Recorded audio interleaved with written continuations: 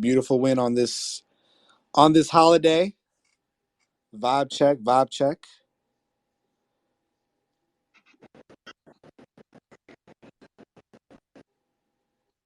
Is my mic fucked or? Yeah, who's the mic? I think that might be I Rome. think it's His Rome. mic is crazy. Rome, your mic. No, I thought that was my shit. Okay, Nah. turn my Wi-Fi off. I Rome, don't know Rome. who I'm gonna mic is drop you. DJing right now. Rome, I'm gonna drop you real Let's quick. just say. There it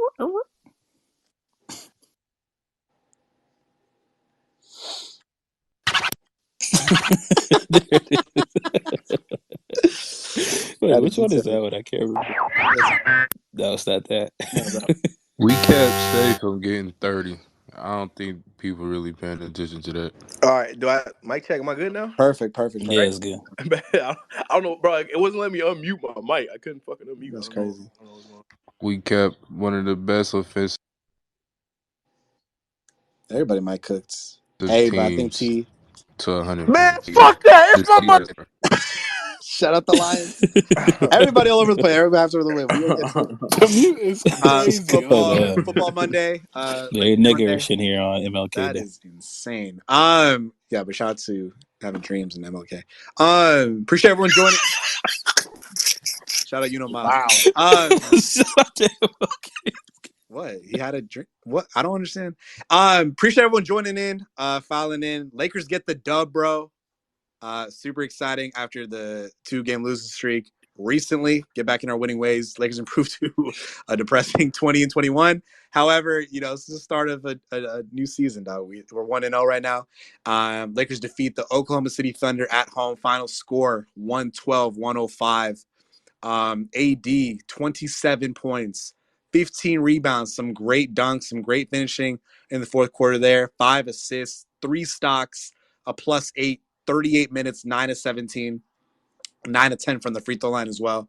LeBron James, a smooth, easy, turn up when you need to turn up. 25, 7, and 6. Exactly what we need from the King. 12 of 20 shooting. 60% for him. Amazing game. Did play 39 minutes. Wonder if that'll be a point of conversation tonight. We did go starter heavy in the minutes when you do look at it. Austin Reeves tonight, 15 points for him, 6 of 10 shooting, 7 assists from the white boy. Absolutely needed. D'Lo did show up tonight. Box score, I don't think shows the entire story, but I did like D'Lo's activity there. 14 points in the start, 7 assists for him, 2 steals, 1 block. Very, very, very solid and good D'Lo game for him. 5 of 12 shooting, 2 threes made as well. Taurean Prince, who we'll talk about, 31 minutes tonight. Didn't have it going, to say the least. 1 of 6 shooting, 3 points, a -1 actually. Only one who finished with a minus, except Christian Wood there. We go to our bench. Max Christie, 11 minutes. Jared Vanderbilt, 18 minutes. Should have been higher. Rui Hachimura, 20 minutes. Third, Christian Wood, 14 minutes for him. Rui off the bench had 12, and Christian had 11 and 7. Played really well in the first half, in my opinion. Jared Vanderbilt, the defensive impact, especially in the second half, that third quarter, was incredible. 5 points for him, 4 boards, 2 assists, 3 steals. Hey, where's Bozo ass goods at? For Jared Vanderbilt tonight for Vando. Overall, just a good team effort, bro. The Oklahoma City Thunder, jarring stat for me, 15 of 49 from the 3-point line for the Oklahoma City Thunder, 30.6% from distance. That's not going to get it done most nights. Credit the Lakers defense for some of that as well. Holding the Thunder to 105, second seeded Thunder. Shai Gilgeous-Alexander. If you're a gambling man, his line is at 30, 31 and a half, 32 some nights, 33. He scores 24 points, and this one 6 assists, 3 rebounds, 9 and 19 shooting, under 50%, 1 of 6 from distance for Shai. For him, -12, a game low for Shai Gilgeous-Alexander, who's having a phenomenal season. So credit the Lakers defense there. Like James talked about, I think at halftime, didn't send the double in key stretches there. Trusted our defense, and we're going to talk about the particular defenders on which are fabulous. Jalen Williams had 25 though for them, 6 assists, 3 steals. Chet Holmgren had 9 points on 9 Chet shots. So Holmgren, 9 points, 8 the rebounds AD in 30 stopper. minutes for And him. his Not a ton. So got dunked on. great team win. The intensity I saw from the start. Lakers wanted this game. Game was 50-50 at halftime. The intensity was there. They were intentional. The aggressiveness was there. And I felt like, the Lakers came in with what they wanted to do. And I really felt like D'Lo and Christian Wood, especially against the Raptors in the Knicks win, they were instrumental in that. I think they came in and had their There you spots go. tonight as well. And then with Vando chipping in, and especially Rui, coming in with the scoring late in that second quarter, I thought he had a big bucket on the Euro step when the Thunder cut it to 6 to push the lead back to 8. I thought that was huge for momentum to not swing it the Thunder's way. No huge runs after the third quarter for the Oklahoma City Thunder. So great game all around, in control of the game. Very impressive. This is what the team can be. The only question we all have is, can we build off this? What did the team learn? What did Darvin learn? Can we somewhat be consistent with this lineup, with the rotations? Everyone's holding their breath on that because we have a lot of ground to make up and are just hoping that, we can see some kind of consistency. We'll take the win, but what is going to lead to? I think every Laker fan has that question in the back of their mind. But tonight, we enjoy a 112-105 win, second win over the OKC Thunder. That brings us to 20-21. Hopefully, I think a 9 seed or whatever. We'll let you know in the standings. But great team win. I thought we were the better team tonight. Quarters 1 through 4 played the best all 4 quarters, in my opinion, against this team. So well-deserved win. Impressed with the guys, happy with the guys, and very content with the effort. I'm going to go to Coach Rome here, then Coach Zay, and then James got it. Yeah. Yo, Zay and James, y'all remember when we somehow sparked all this discourse about the Lakers being a viable option in the playoffs, no matter how bad we look in the regular season? How you can never really count on a team like this, when it comes to meaningful games. And we got some backlash about that when we was talking about how we probably beat the fucking OKC Thunder in a 7-game series. And it just so happens that all of a sudden, I'm seeing on the timeline people say, well, maybe the Lakers just are a bad matchup for OKC. Like maybe that it's interesting, bro. It's interesting, bro. How y'all niggas switch the narrative based off what the Lakers do. It's interesting. It's very interesting. But I really thought the difference in this game was really the guards, bro. Like D'Lo and Austin. I think this is the second straight night where I thought they both were just really, really, really good. Like really good. Like, bro, D'Lo defensively, what the fuck? Actually playing defense, actually playing the passing lanes, like actually getting steals, actually being like in position defensively, not just losing his man. Like, although it's probably not sustainable, like that's this type of things where it's like, as bad as a defender as you are, like you can do those things. And guess what we saw from Austin today, bro? We saw him take a charge. We saw him actually do the things that we liked Austin like doing when he was a rookie. The dirty work stuff. I never expected Austin Reeves to be a lockdown defender. I like Austin Reeves because he had grit to him. He's tough. And he did the dirty work. And I think when him and D'Lo get to share the court together, Austin doesn't have to be the on-ball point guard to table set and play make. It allows D'Lo to do that. So now Austin kind of get back to the dirty work stuff and be more of a connective glue type of player. I think that's how you unlock this backcourt. And I think going forward, it probably should be this way. And it's kind of crazy because Austin started the season out with a slump, and then D'Lo had a slump in December, and it took away from the fact that, these two niggas should probably play next to each other. We probably shouldn't play keep away with D'Lo and Austin because they feed off of each other. So, it is what it is. But I thought the backcourt, like I said, second straight great game from both of them. So shout out to D'Lo and Austin, bro. They both played amazing basketball today. Jared Vanderbilt, listen, bro. The nigga had 5 points today, bro. But, if you watch the game, the impact was there. The winning plays, bro was playing the passing lanes well. He was bothering guys on defense. He had a couple of those, kind of like the baiting flop type of plays just to kind of piss the offensive player off a little bit. And the shit worked, bro. The shit worked. So shout out to Vando because I thought Vando should have closed this game. I thought he was good enough to close. And I honestly feel like he's trying to play his way back into the starting lineup. Just like we saw Austin play his way back in the starting lineup, just like we saw D'Lo play his way back in the starting lineup, I really think Vando wants to start. I don't know if he will, but I think he might want to start.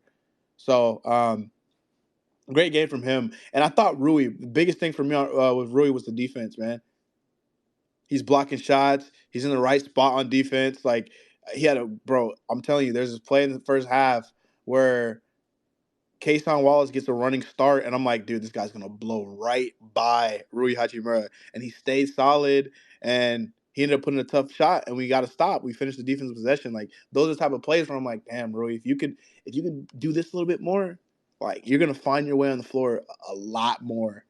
Because he was great, and offensively, I mean, I think he only missed a couple shots, 2-3 shots. So he was just a great game from our role players, bro. Our role players played a great game. Christian Wood, bro, like another offensive game where I'm just like, y'all niggas really thought this nigga wasn't good. I don't understand. Like, the dude can play basketball, bro. Like, he can play, man. He never got a fair shot, bro. Just like all these other players that Darvin gives inconsistent roles and inconsistent minutes to, Christian Wood fell under that. And people just chalk that to like, oh yeah, Christian Wood is not very good. No, bro, he's a good player. He could play. He could play. If he's in the right position to succeed, he can do that. We saw it early in the season. I don't know why all of a sudden we'd act like that would just change out of nowhere. But regardless, shout out to Christian Wood. Christian Wood had another, in my opinion, I thought he had a great game. Bro, he had 3 blocks today. Motherfucker had more blocks than AD. Like, a great game from him. And then lastly, the stars. I thought AD set the tone rebounding the ball. I swear he had like 8 rebounds in the first quarter. Like, the dude was just like on the fucking glass. Like, on the glass. So shout out to that. He just dominated his matchup. Chat really didn't have a chance today. Like, there was absolutely no chance. Like, that's the type of thing where it's like AD kind of, I don't know if he takes certain matchups personally, whatever it is, but he was just dominant today. There's no answer. And I think that's why people think that OKC doesn't match up well, because there's just nothing for Anthony Davis that they can do. And there's nothing for LeBron that they can do. And I thought LeBron played a really good game. Shub said it. He's like, kind of just coasted to, a very efficient, smooth sailing game where he controlled the pace of the game. He controlled the game. And there's a lot of times where we're watching LeBron almost kind of take a back seat, right? And let D'Lo, let Austin, let these guys run a little bit of the offense and do their thing. But the difference was the guards were actually cooking today. So he was able to do that. And we didn't suffer, from him, letting them do their thing. So shout out to LeBron, because I thought he played within the flow of the game today. And he was great. I mean, not really much more I can say. He just played a great game. But yeah, this is a big win, bro. In my opinion, it's a big win. I know everyone, we're on trade watch and we want to trade everyone and all this, but like we have to win games still. Like, whether or not we want trades, whether or not you want whoever you want, like, the Lakers have to win games right now. And I think that's the most important thing. And I'm glad they to beat OKC twice this season and to beat the Clippers twice this season, like, it's interesting, bro. It makes you think about some of the games we lost, but overall, it's a great win, bro. Great win. Just keep building on it. Just keep building. That's all, bro. Beat the Mavericks next game. No doubt. No doubt. I really like what Rome said about LeBron today. From a game management perspective, bro, and I think part of it too, we talk about LeBron wanting these guys to be successful. Bro, the backcourt's got to take it. And I felt like tonight they took it. And, they capitalized on their opportunity because they understand the magnitude of the situation. We talked on stream about, again, trade season coming up. Some of these guys do not want to leave the Los Angeles Lakers for a lot of reasons. So when that urgency is lighting a fire under your ass, you get these kinds of performances. So D'Lo starting again, I thought he had a great flow, great control of the game. And Austin showed up as well. And, I thought it was a great performance. Zay, it's on you, bro. Go ahead. Yeah, like Rome said, I'll touch on the game a little bit, but I kind of more macro on it. Like, obviously, I really think the game shifted. Funny enough, the Vando stretch in the third quarter. That's when the game was close. That stretch really helped us be able to be up for the rest of the game, 5, 8, 10 points, to where you really had like a comfort level to where we really Stu. I don't know if niggas watching the Lakers stream. Stu at Billy Mack was like freaking out when I was just like, chill, like, bro, we're not. It was like, oh, they hit a 3. Hey, bro, we was gonna be up 4. Like, bro, it wasn't that crazy. But I think that stretch in the game is really what put the game away for us, as well as Rui in the third and fourth as well, like those two. And that's what we be saying. Obviously, coaching matters. Like, and these guys, it's not even like they played a lot tonight anyway. Like, we played 20 minutes, Vanderbilt played 18. Like, this is how much they be playing regular. It's just when they play, like, to not be as bad, especially Vanderbilt, to not be as bad as he's been all year. Like, that just defensively, even offensively, I don't think he went 2 for 2. He only had 5 points, but just he was so much better defensively than he has been so far on the year. I see a lot of like revisionist history and like, bro, this nigga Vanderbilt's always been like this. He just wasn't playing. Well, nigga was playing, bro. We got the tapes. He just wasn't playing the greatest. But yeah, obviously LeBron was pretty solid. 25-76. He was pretty efficient. Like Rome said, he turned up. And AD was just great. The dunk on Chet was like amazing. Poster level. Nigga, Chet sucks. Really, I wanted to view like we're 3-2 in our last 5. And one of the losses is without LeBron. The Utah loss. So you really could be 4-1 in your last 5. That's how you turn the shit around. Taking small segments from the season and going positive in them. You beat the Clippers, you beat the Raptors. Bad loss to Phoenix. The Utah game didn't have LeBron, and we should have even won that game without LeBron. Yeah, and then you beat Oklahoma City. Like if you win that game, and that game was close throughout the game was close from start to finish. You beat the Mavericks. You beat the Mavericks. Then you're 4-2 in your last 6. Like, and then you should have won the Utah game. Now you could have been 5-1. Like that's just the small things of within a season, like turning this shit around slowly but surely. It's like small incremental things to make you know that they haven't completely given up on the shit. Like it's not just all we're over it. Like the season's over. They're not the Warriors. Yeah. The Warriors look really rough. Like they just got smoked by the Grizzlies with no anyone. I mean, I couldn't even tell you who started on the Grizzlies. I think Jaren, but who else? Like, and like Rome said, the biggest thing of I just don't understand people knowing LeBron teams. I guess because as a Laker, the only LeBron teams that have been successful in winning a championship is the one that was the 1 seed. But other years, it's been struggles in the regular season and in the playoffs. Like I just never got why people. It's like we can't beat even on a regular season basis. Niggas is like, bro, we're getting smoked by the Thunder and the Mavericks, bro. Nothing you've seen from this team, or at least everything you see from this team, would let you know every game is a 50-50 against pretty much everybody. We could lose the game, we could win the game, and it really don't matter what team it is. We could lose or beat any team in the league. And in a series, is so much like the whole playoff basketball is so much different from the regular season. And like these niggas are locked into 7 games. You're playing the same team. Like it's just such a different thing. And you've got 2 of the best playoff performers in the NBA. The focus has to be the easiest path to the playoffs, which is now, I guess, the 7-8 seed to play in, or to get higher than that. But like that's the real focus now. Like being able to get in a solid playoff spot, and you take it from there. And the Thunder, like, I don't want to say we own the Thunder, but it is clearly not the best matchup for them. There's a couple teams I wouldn't mind seeing in a playoff series. I'm just saying. Yeah. Exactly. Their best player their best player in the last 2 games has gotten hunted by one of our best player, one of our 2 best players. And LeBron, he just can't guard the nigga. And that leads to a lot of shit late in game that the Thunder struggle with. Like, Shay's kind of can Bron guard SGA, nigga? Oh my god, he doesn't have to. Let me see what SGA scores. What does that mean? What does that have to do with 24? You talking about best players? The Lakers LeBron hunted. Bro, the Lakers don't switch their roles. The Lakers don't switch their roles. He don't got to guard. Why is that trigger? Y'all think okay, cool. I'm just asking a question, bro. That question has nothing to do with Zay's point, though. Why you asking? Tell AD guard Jokic, nigga. Fuck up. Tell Chet guard AD. Bringing up other teams. Guard AD. What are we talking We bringing up other teams. Guard Anthony Davis. Deflecting to the Thunder. I mean the Nuggets now. What? The team lost. Bro brought up Jokic. Tell him you can't beat the Lakers. You start talking about the Nuggets, bro. He ain't got to guard Jokic. He guard Chet. That's fine. It's like Warriors. That was the Warriors. Jokic when we beat the Warriors. The Warriors started talking about this.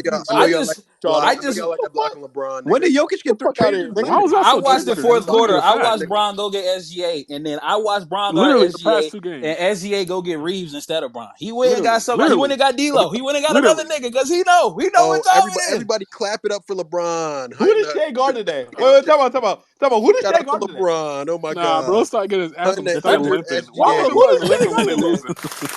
He was. LeBron outplayed. Hold up. outplayed I'm gonna Shea, finish. so I'm gonna close with you. I don't know who Shea guarded today because our backcourt combined for 30 tonight. LeBron outplayed Shea. Guarded. And on our end, LeBron was saying, "Give me number 2," and then on their end, number 2 had the ball. And he said, "Give me number 1." He didn't say why he didn't say number 23. He said, "Give me number 1." Yeah, why give me number 15. He ain't didn't want number 1. He didn't want number 23. I don't know why. It's what it is, man. Because he could sit. That don't even talk about how Nah, you only read number 15. 50 fucking threes because y'all niggas don't want to get to the paint because this nigga AD Or maybe because you doubled threes, nigga. Top of the key. Maybe because you doubled SGA at the top of the key. That's a lie. Y'all niggas lie. They didn't double him. Like, what are you talking? They didn't double Shea at the top. We did that for 3 possessions. We got 12 Josh Giddey's. Nigga, boo watch. They didn't double Shea at the top of the key. Y'all had, bro. Hey, y'all niggas, bro. Y'all had 3 niggas in double figures, bro. Y'all niggas wasn't beating us. I'm sorry. Yeah, I don't know why it is what it is, bro. The one win they got, we was literally hurt. No role players. This That's thing literally that the y'all time they say, beat us. when The pedophile didn't get 3. The pedophile didn't get a triple. It's the first hour. That was the difference in the game. Bro, that nigga fucking sucks. He should have been benched before the game even fucking started. It's not our problem. Wait, watch. It's not our problem. No. Why did Shea have 9 points on 9 shots? Walmart can't play. That's cool. It was an outlier game, bro. Shout out to you. Shout out to you, bro. It's an outlier game with AD gets involved. Outlier game? What? It's an outlier game with AD involved, though. Outlier game, I bro. AD didn't have the outlier game. Then what happened in OKC? He got 27 and 15. And 5. What happened in OKC? Let me play a sad song for you on the world's smallest violin. No, it's an outlier game. Damn! We got another one of those. Absolutely insane. Anyway, that's an outlier game for Shea not to drop his 30 piece. Zay, you got anything to add? Nah, I'm done. Is that an outlier too? Listen. Hey, Zay. Shit. There's a lot going on. Listen. There's a lot going on. There's a lot going on. Listen, I love what Zay had to say. I think he's absolutely right, bro. Like, I think at this point in the season, like, we cannot be standings watching. Again, we just got to stack wins. Good news is, listen, me and Rome went over it on stream. Listen, Mavericks Wednesday at home. Brooklyn Nets at home Friday. At home, Portland Trailblazers Sunday. You got the Clippers away game. At home, Chicago. At home, or you go to Golden State on the 27th. Listen, bro, if this type of team shows up, another new starting lineup, obviously not trying to gas anything up, but again, winnable games are presenting themselves. Not saying the Lakers are perfect. They don't got non-show up performance in them. But again, these are the types of games you definitely have potential to stack up and be able to, make up some ground for the ton of ground that you lost previously. And again, I think Zay's correct in the conversation we should be having on a macro level because we just played the 41st game of the regular season. We are officially halfway through the regular season. Lots to discuss, lots to take away from it. 20 and 21, obviously not where we're supposed to be. But again, very up and down team. But the ceiling, we've seen the ceiling throughout flashes of this regular season where we can be, especially if we get in a playoff series. And all I'm saying is this, the Thunder's been the 2 seed for the longest time. Lakers stack up. We were 7th last year. That 2-7 matchup's not scaring nobody. I'll say that right now. So I will say too, you're right. We shouldn't standings watch, but we're in such a position. I hate doing it, but now I kind of got a standings peak a little bit. I kind of put a little eye on them. You know what really the wrench in all this is the fact that the Jazz are on they're like 14-2 in their last. Yeah, them climbing too is like fuck. They shouldn't be this close. I just think not watch the same because the job is so simple. Like you got to stack wins. So nothing's gonna change. Yeah, just one game. Focus on stacking wins, and I think the standings will take care of itself. I mean from that perspective. So especially with the winnable games that we have next 6. So we will see what happens. But again, can't start without 1 in the win column, and we got that tonight. So it's on Coach James. And then we will get to speakers right after. Hey, Zay, Bron had 1 free throw tonight, bro. I wasn't a fan of how he played tonight. Wasn't aggressive enough, in my opinion. 1 fucking free throw.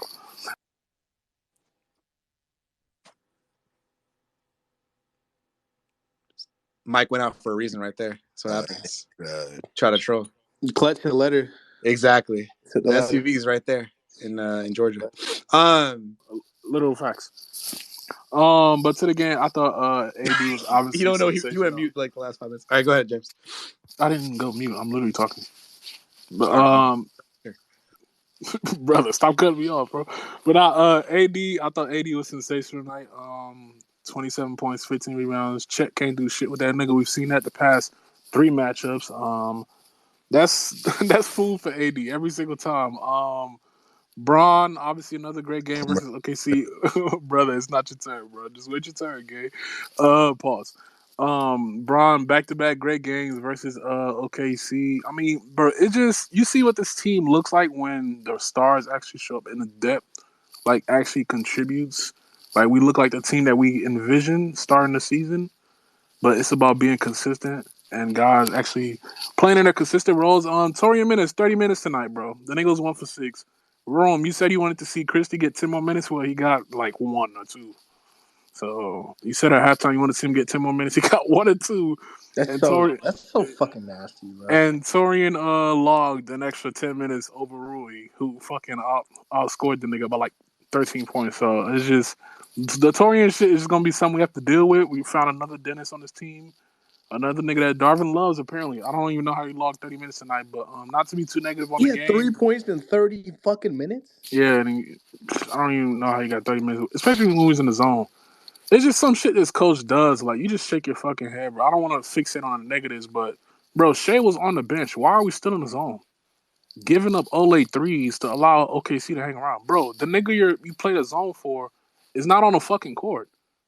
You playing a zone for Isaiah Joe? I mean, J-Dub is great. He's a very good player, but you're playing a zone for this nigga? I don't understand what the fuck he was doing. We actually kept OKC in the game longer.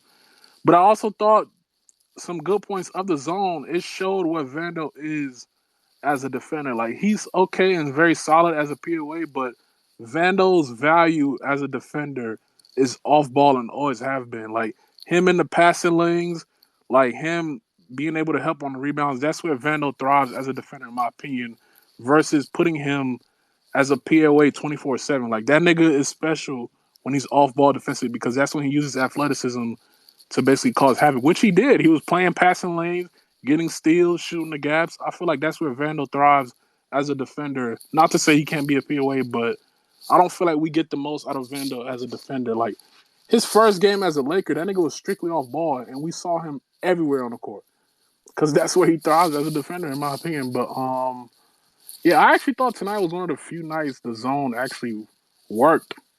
Actually, like, yeah, OKC had some open shots that they missed, but I thought we did a great job of turning them over, and I thought that was key for the zone. We also stopped like Shea from like having a lot of driving lanes tonight because he's obviously drives the most in the league, and I thought that zone did a great job of taking away straight line driving lanes because I think it was going right around Torian Prince in the first half. So I thought those are some benefits to the zone. So I'm gonna give Darvin credit in that aspect, but I don't know, bro. It's not really much to say about this win because we haven't seen these wins versus these great teams like catapult this team the way we think it should. So let's just hope they can be more consistent as a team and like start stacking up wins versus trading off shit. Like the way Zay put it was actually interesting because you wouldn't think that we were like what 4-2 or 3-2 in our last several games because it feels like we would win one game and then lose two and then win another one. That's how it just feels. But hopefully we can start stacking up wins.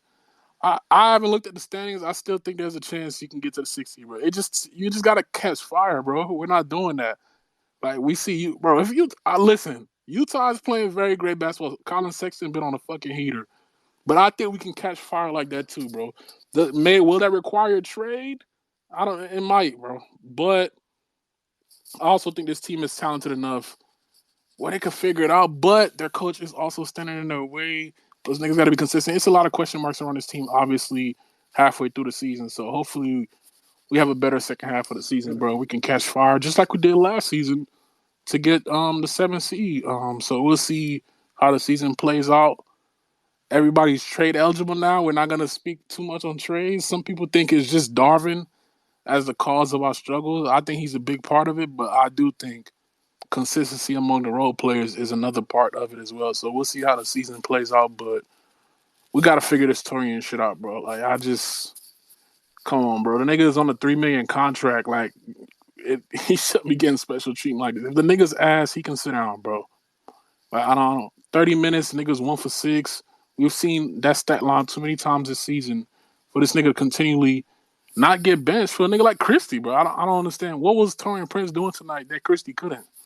Who was playing a zone? You telling me Christie can't be at the top of the zone like Taurean was? I don't know. That's just some quick. Especially when we had a nigga like literally essentially guarding Shea for like certain possessions. It's just like I don't. If he was doing that, James, if he's doing that like 15 minutes a night, okay, bro, whatever. Go 1 for 6 and give me 3 points. Okay, you're playing 15 minutes a night, bro. You're literally taking away minutes.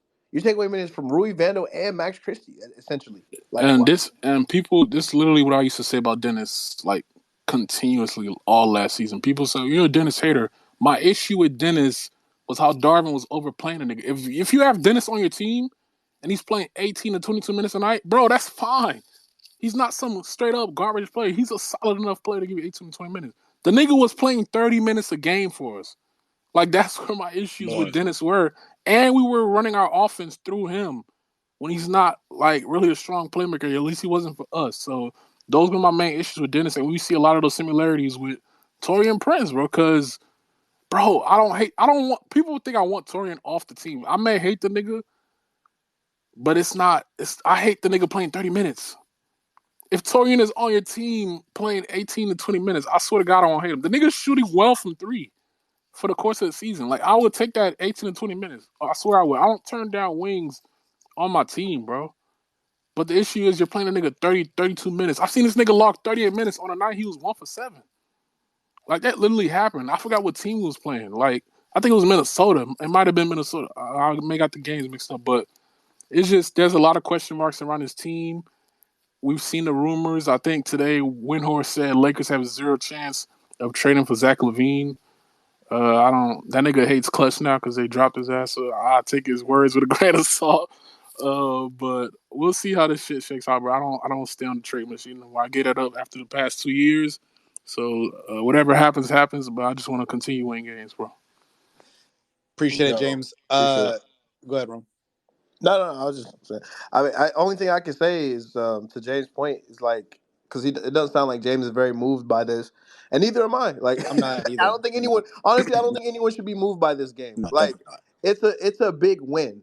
It's definitely a big win because, like we said, like you just have to win games right now, no matter what. Like, no matter what is happening, no matter what the circumstance is, the Lakers need to win games. So winning games is always going to be at a premium. And it's always going to be great, but we've seen the inconsistent. Bro, Zay and James showed last space. Zay and James literally said after we went 0-2, lost the last 2 games, they're like, yeah, we're probably gonna beat one of OKC or Dallas. They said that. So it's not even like not even really like we didn't expect them to show up and like really get up for one of these games. So the problem is, it's like you win a game like this, you can't turn around and then lose a disappointing game to a team like Dallas after that. You know what I'm saying? Like you can't, like you have to stack, bro. That's what the Lakers have not done all year, to James' point. Like you have to stack wins, bro. You have to keep winning. It can't just be one game, up, lost the next game. Now we're breaking even. Like it's like, no, bro. We're literally treading the line between just being a 500 team and being under 500. So like you have to stack and get over that line. So and the reason for that too, Rome, we hear the bullshit bail excuses all the time, bro. Like, oh, just give the team till January. Oh, just give the team 30 games. Like, by the way, we're here. The Lakers 40 plus games in. The Lakers, exactly. Just give them 20 games, 25 games to figure it out. The Lakers are 41 games in. We are 50% done with the regular season. The time is now. Trade deadline's coming up. We got to stack wins because the urgency is now. Because people are going to get a lot of separation. We are 4 games out of the 1 through 6 slot. That's a lot of games. Yeah. And we have to make that up again because we dug ourselves in a hole again. So stacking wins is the only priority right now. And the urgency starts now with this team. And James, I'll say one more thing to James because I thought James was gonna say it. Listen, bro, like Cam Reddish is out right now. He's hurt. I get it. I'm seeing niggas like, oh, man, like this is what happens when you don't play Cam. It's like, bro, Cam Reddish falls under the same tree of Taurean Prince, where it's like, dude, nobody hates the nigga. He just plays too much. He's used as if he's just like this dire piece to the rotation.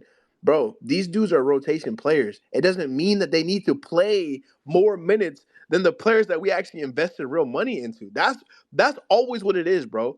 If you give Cam Reddish and Taurean Prince 10, 15, 18 minutes a night, nobody is sitting here shitting on them every game. Calling for their jobs every night. Yep. No one's doing that. So I get it. The Lakers played well. I don't think it was just Cam Reddish, because Cam Reddish was. It's like, bro, like, no, dude. Didn't we beat the same team with Cam That's Reddish what I'm saying. starting? I'm just seeing a lot of like Got Cam Reddish awful hate lot of now. It's like, bro, like Cam Reddish, like, I don't know. It is what it is. But I think Cam Reddish falls under the same category as Taurean Prince, as a guy that, like, you want to have him on your team. You just don't want him to play 30 fucking minutes a night. Yeah, plus he only had 5 good defensive possessions all season. Relax. Apparently. So Zay, you wanted to add something. Go ahead, Zay. This is why niggas be just confused. Darvin, a couple quotes. I'll read 3 quotes. Darvin said, "This new starting lineup was put together to have, quote, as much skill and shot making around our 2 captains as possible." And number one, it doesn't even make any sense, because what we've already played. We've already used this lineup as well. It's not like this is some new shit. Started night one against Denver, by the way. He started the season with this shit. He only started it because Cam got hurt, bro. Exactly. Number 2, the stuff, bro. We played Cam, Rui, and Vanderbilt with LeBron and AD. Saying, what exactly is shot skill and shot making around our 2 captains? He'd just be saying shit, man. That's the biggest red flag, is that he's just doing things now, and like he's just throwing shit at the wall now. He's just like, fuck it, we'll do this, we'll do that. If this don't work, fuck it, we'll do this. Like, that's a red flag. D'Lo says the importance on the homestand. These are huge games for us. They all matter. This was a huge win for us tonight, and the next game coming up as well. It's dope to hear from D'Lo. And then my boy Bron 23X GOAT. It's a really good quote I had to read from the listener. Says, quote, "Goods is a Russ fan, so it automatically disqualifies his basketball take." And I could not agree with that more. Most definitely. Appreciate that from a fake page, bitch ass nigga. I wanna speak on James's point on the Taurean Prince before you get to speakers. Shea had 20 points entering the fourth quarter. He played 6 minutes in the fourth quarter. He was 2 for 6 in the last quarter of the game. Both those field goals made were against Taurean Prince. One blown layup to the rim, wide open, blown by Taurean Prince, and then again off a back cut. Shea loses Taurean Prince for another open layup in garbage time from Taurean Prince. Just an absolute awful defender. He was not subbed out for Vando when Vando had a good third quarter. I don't know what skills Darvin is talking about when it comes to Taurean Prince, especially at that minute clip. So just, again, confusing stuff, but we'll take the win. Also, last thing I want to say for the standings, again, halfway point in the season, just a quick assessment of the Lakers. Obviously 20-21, sitting in 10th place right now, 9 games back of the first seed. We're at a 48% win percentage. We are 15-14 within the Western Conference, 5-3 against our own division, 14-7 at home this season, 6-14 on the road, 1-1 in overtime, and 4-6 in our last 10, and currently on a 1-game winning streak. Hey, can I read this check quote? 41 games. Oh yeah, Ron posted. I was about to read. The Lakers have size all across the board, as well as athleticism. They're going to bring the intensity, so when they hit you, you got to hit them back. Otherwise, they're just going to try and punk you if you let them. This is a scary matchup for us. Interesting. But outlier game, though. We're going to keep it moving. It's probably what we said, though. We're going to keep it moving. Got to start with the birthday boy, Coach Gas. Lakers got a double on your birthday, dog. It's on you, bro. Go ahead. I can't do that. What's wrong with you? Yeah, crazy. Just add that, James, at the end of Yeah, I did. We got the motherfucking dub, nigga. That's all that matters. You heard? We got the motherfucking dub on a nigga birthday, man. Big. What's up with it? Put in the back for me. It's one of you. It's not true. Nigga still at work. We get to this money. Man. Look, goddamn, we got the dub on a nigga motherfucking birthday. You heard? 2-3, like my nigga Bron. Feel me? Niggas know who the real GOAT is. Goods. What's up, big dog?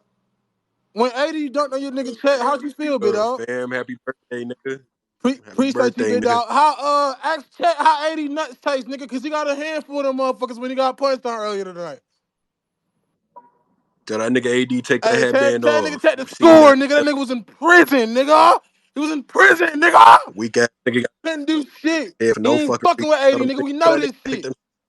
Little ass boy, tell that nigga get his weight up. And a parlay hit, nigga. I gotta send that shit to the group chat. Birthday parlay hit, nigga. I love what I seen tonight. 80s, That's cool. Bron, AR, D-Lo. Nigga, I ordered some Cocoa 5 in the fourth quarter. Nigga, that pineapple gonna be at the crib in 3 days, nigga. Can't hear you from second place, Hey, my nigga. hey, Catch I up. can't hear you from this L tonight, nigga. Go back on mute, nigga, huh? But yeah, goddamn, got that motherfucking dub, bro. It's a nigga birthday. I get off work in 30 minutes, nigga. I'm finna get drunk as fuck. I got a bottle of goddamn St. Coro. Got a bottle of goddamn Casamigos. Got a bottle of that goddamn Crown Peach, nigga.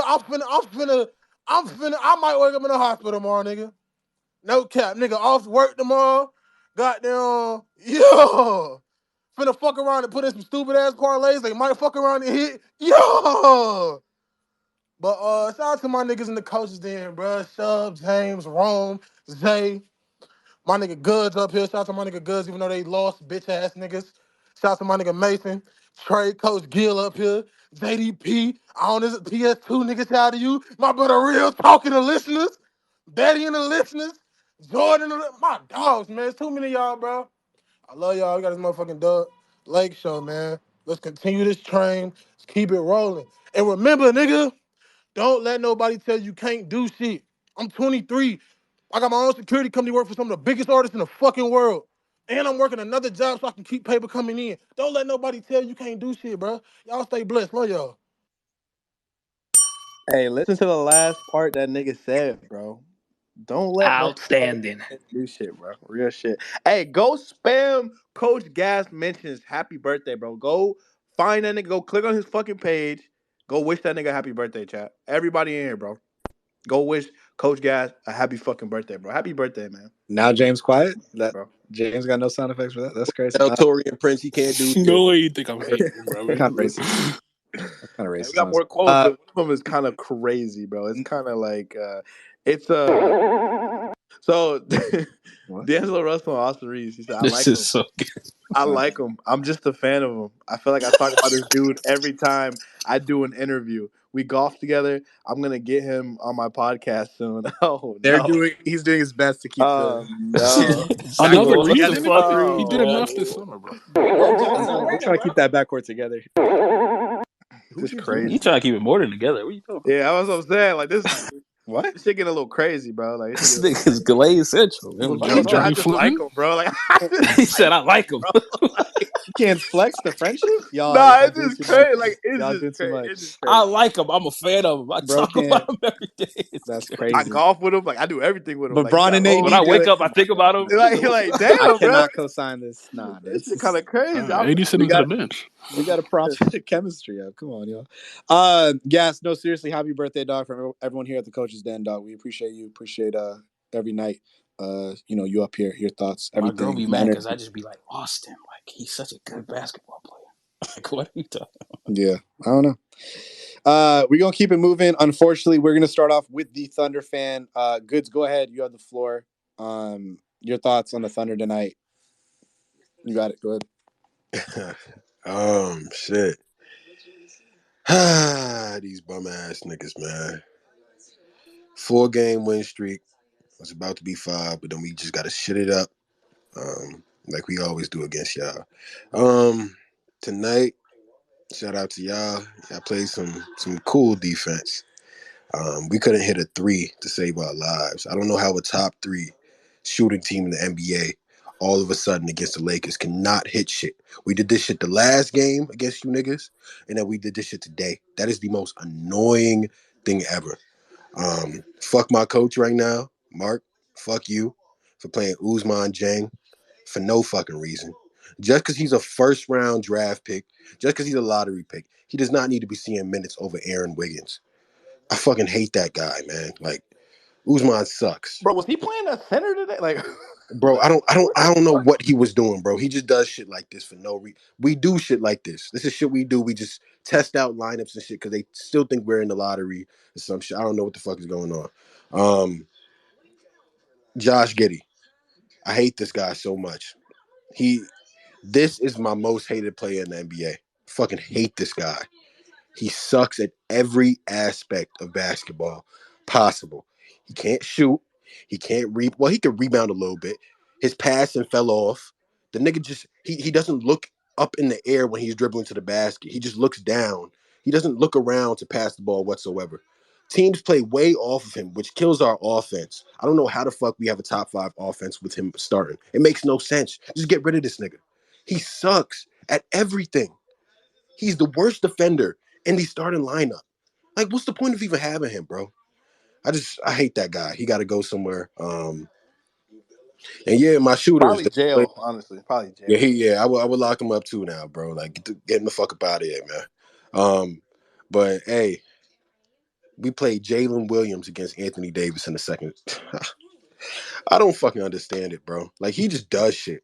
Mark just tries shit for no reason. Like, I don't understand. Y'all think Darvin Ham, like, Mark is way better than Darvin Ham. I'm not gonna compare him to Darvin Ham whatsoever. But Mark, he does shit sometimes that I question him. Because it's like, what are you trying all this garbage for? Now, I think it's the front office. But quite frankly, it is what it is, bro. We still second in the West, despite doing all this shit. So yeah, Shea, he was mid today. Didn't know if he was gonna play today because of the back-to-back tomorrow and that injury the other night. But yeah, it is what it is. Is the injury that thing legit with him? Like, is that really like, or was it he just rest? Was this just like a rest thing that they're trying to do? He hurt that play. I think it was with Suggs when Suggs jumped into his knee the other day. When he was posted up and he got an and one, he hurt his knee then, and I think that was really fucking with him today. But it was also the Lakers defense. Y'all played really good defense on them. Y'all played us like how you should have played us, or other teams should play us. Just put AD on Giddey, force the non-shooters like to beat us and whatever. It's That's stupid. kind of how teams play us, Yeah. honestly. Yeah. That's how a lot of teams play team, us. Yeah, that's how teams been playing us now. But during this recent stretch, Giddey has been hitting his threes, but obviously, again, today he just all of a sudden just couldn't make them. And then we reverted back to old Giddey, the trash nigga, as always. But hey, it is what it is. Shout out to y'all. Good game. Last question, because do y'all really shoot 53s a game? Y'all niggas shot 50 fucking threes today. Bro, we shoot a lot of threes, but we don't shoot that many. It's like we were settling a lot because you guys were leaving us open. I think you guys leave like the most threes open of any team. Yeah, we lead the league and literally wide open threes. Yeah, so like it's like y'all were leaving us open, and we're one of the best 3-point shooting teams in the NBA. Couldn't just hit shit. Can't hit shit. Isaiah Joe was 2 of 8 today, bro. That nigga, he hardly misses threes, and he missed a couple wide open. So it's like, fuck it. It is what it is, bro. Chet was ass today. AD whooped his ass, but Chet learns over the season. Like, so that shit is not happening again. I hope y'all know that. But yeah, shout out to y'all.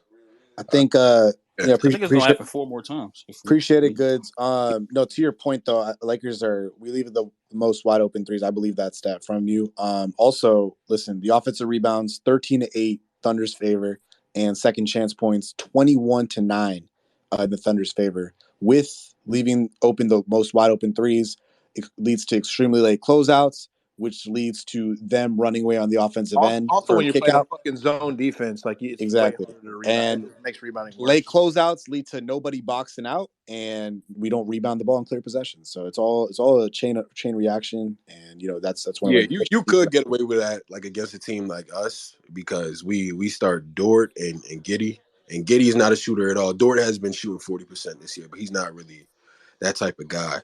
But against like other teams, like I want to say like the Nuggets, it's gonna be a little harder. So you guys gotta fix that. But shout out, man. See that game plan, that whole leaving niggas open game plan. It's for the fans. It's a very result. It's very result based. If they miss, the niggas have no problem with it. If they make it, niggas is like, oh my god, we should. Like niggas didn't even bring it up. We did leave a lot of niggas open. We left a good amount of bad shooters open, but some of their great. I think what's his name? I think Isaiah Joe. That nigga's a sniper.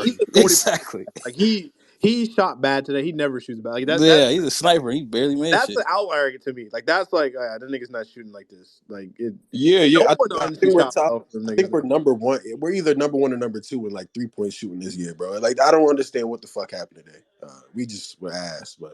But Zay, I agree with that point. But again, first half they were 29% from 3. right? So if the results are working, I think the argument was you Yeah. have to monitor the results as Yes. the game is progressing. Yes. And Yes. based on that result, that is why third quarter, 29% first half, the Thunder shot 29% in the third quarter alone. Therefore, the strategy should continue. So Yeah, I Zay, agree with like that. that's always been the argument though, Zay. Like Yeah, even like with the what's it called? the Mavs Dante game. Dante Yeah, Exum, yeah, and then like Marcus Smart. It's like, yeah, bro, I get it. These guys, even if they suck from three, like they're not good. Like the same way it's like, all right, like Isaiah Joe not shooting the three well. It's like, okay, maybe we can be a little bit later on a contest, like because he's not shooting the ball. But like the problem with us is like these niggas will start getting hot, and we're like, nah, man, we sticking to the game plan. Like this is a yeah. scheme. Like these niggas gonna shoot it. We're gonna live and die with it. That's the problem. I think the problem, like to what Chubb is saying, like, bro, they live and die with this shit. You're not supposed to die Yeah. with it. Like you can't die with it, bro. If the nigga's The hot, house you is gotta on fire. stop You that can't nigga. die Like, with it. But however, yeah. by quarter, the Thunder from three, 33%, 22%, 28.6%. Fourth quarter, they shot 36%. So that's why you're dying with that. I think that's What if fair to it's a say. nice ass house though? I don't know. 3-story type shit. But also, to Goods' point, I just want to finish it out again. Like I've always been on that point too. We got to clean that up again. But it's the clearing the possessions part that I've always had a problem with. Not about leaving them open. It's like, can you clear possessions after the miss? And again, I didn't see anything tonight that can help us in that department. So with 80 leading the league in rebounding, you're already asking so much from him at his second preferred position, leading a fucking center-led stat. Unbelievable. So the team's got a gang rebound, and we got to clean that up somehow, some way. So Goods, we appreciate it. Obviously Thunder, we joke up here, Thunder playing extremely well. Second seed, so we'll see where they end up, and we just gotta keep climbing, like you say. Appreciate you. We're gonna keep it moving. I'm gonna hear from Trey. Trey, go ahead. What'd you make of tonight's big win tonight? And then Coach Gill will go to JDP after. Good win tonight. Some key elements, highlights. Defense, we were pretty good. We were locked in. I loved it. Torian Prince. I'm not gonna lie, man. I don't really get the start. I really don't know what's his obsession with this nigga, man. I guess they're seeing it with each other after the game. You know what I'm saying? They probably are lovers. You know what I'm saying? That's what I'm seeing. Cause he in love with this nigga. Sit this nigga down, man. Doing it, blows, man. This nigga's a walking blow by, man. Easily. All right, he's clueless on that court, man. Sit him down. Start anybody but Torian Prince. Walking brick tonight. I don't want to see him in the Mavs game. Damn sure don't want to see him guarding Luka. All right, gonna cook that nigga up. Now, we got 3 games next at home. Yo, we got the we got the Mavericks, the Nets, and the Blazers. Yo, you need to win those next 3, especially against those 2 trash teams we're playing. The Mavericks and the Blazers and the Nets. Those teams stink. You playing the Clippers? We're already 2-0 against the Clips this season. I want to go 3-0. I want to win that game. That's that Thursday? Was Nah, that Friday? OKC play Clippers, don't they? They play Clippers? Yeah. I thought that was I saw the OKC. sketch. No, At we play home? Oh, we Clippers play this them week. too? Oh, Yeah, okay. yeah. Friday. My We play fault. them Friday. this weekend. Oh, Yeah. I thought they was playing OKC tomorrow. Okay. Maybe tomorrow, but I know we played the Clippers in the next 4 games or so. Yeah. I think that's on TV. Yeah. I want to win all these games. Yeah, go I ahead, want to Trey. be 4-0, but I know that's not gonna happen with who we got coaching us. You know who he is. I won't call him the R word this time. I'm gonna lay off on him right there. I'm gonna lay off on him for tonight. You know what I'm saying? But he is a little slow. All right, the nigga a little slow. So I'm gonna lay off on him. But overall, good win. Shout out to Coach Gash. Happy birthday, yo. Overall, good win tonight. Let's build off. Let's go 4-0. Let's go. Lake Show. Lakers in 6. Shout out Violet Mars. You already know the deal, baby. Wow. Wow. Don't just let this nigga moan on this. Damn. Nah, Trey. Yo, Mason, tonight, don't Huh? soliloquies tonight, Mason. I don't want to hear no stories, man. Just get to the go. Let's get to the Oh, fuck. damn. Trey, we appreciate it. Appreciate the flair. Nigga said Violet Myers, no Secure, man. Filthy. The audacity. Appreciate the Nigga confidence. said shout out Hey, Violet shout out. I The said here one cojones. time, yo. I remember that, yo. Shout out. Yes, All sir. right. That's All it. right. Trey, we appreciate it. We got to go to the next speaker. Okay. Coach Kids support Gill, art. Jesus Christ, man. content creator? Like us? Right. No, When you Coach really Gill, think about it, us go and ahead. Secure aren't that. We're in the same industry. We're all Coach minorities. Gill, go ahead. That's about it. Hey everybody. It's probably the only Uh, similarity. First of all, I'm gonna keep it quick. I gotta be up in 4 hours for work. You're not trying But to circumcise a mosquito today? no, not today, not Good today, lord. not today. Uh, hey, that's a famous line actually. Jerry Jones came up with that. Okay, I Um, gotta look it up. The racist? anyway, I'm gonna keep it quick. Even a broken clock, it's right twice a day. Today it was right twice. First one, the Lakers won, and second one, Coach Cass's birthday. But that doesn't mean that the battery does not need to be changed. It's confusing because these guys play the way they're supposed to be played every day, like somebody said. The intensity defensively was present, and you were right. The energy, moving around, shifting, going everywhere, finding the open guy and closing up, not letting them know that we're going to allow the shot was literally what disrupted them.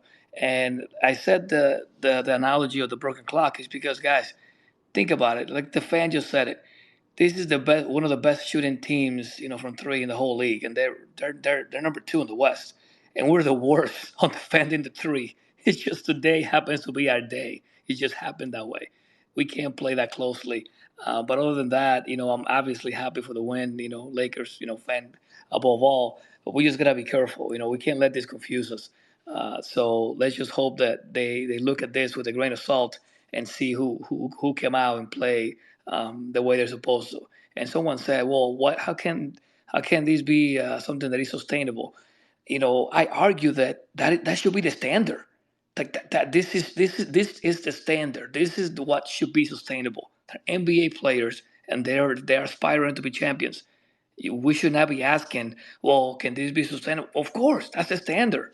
That is the standard. If you can't sustain it, then you're out of here. Let's send you back to Cleveland or Canada. Let's find somebody else that can handle that. But other than that, all good. Thank you guys for the platform and for allowing us to speak. And again, Coach Cass, happy birthday. And remember, you are damn right. You can do anything, sir. Anything. Without a doubt, Coach Gill, we appreciate it as always. A regular on here at the Coach's Den. Much love. We're gonna keep it moving. JDP, go ahead, bro. What'd you make of tonight's big win tonight? JDP going once.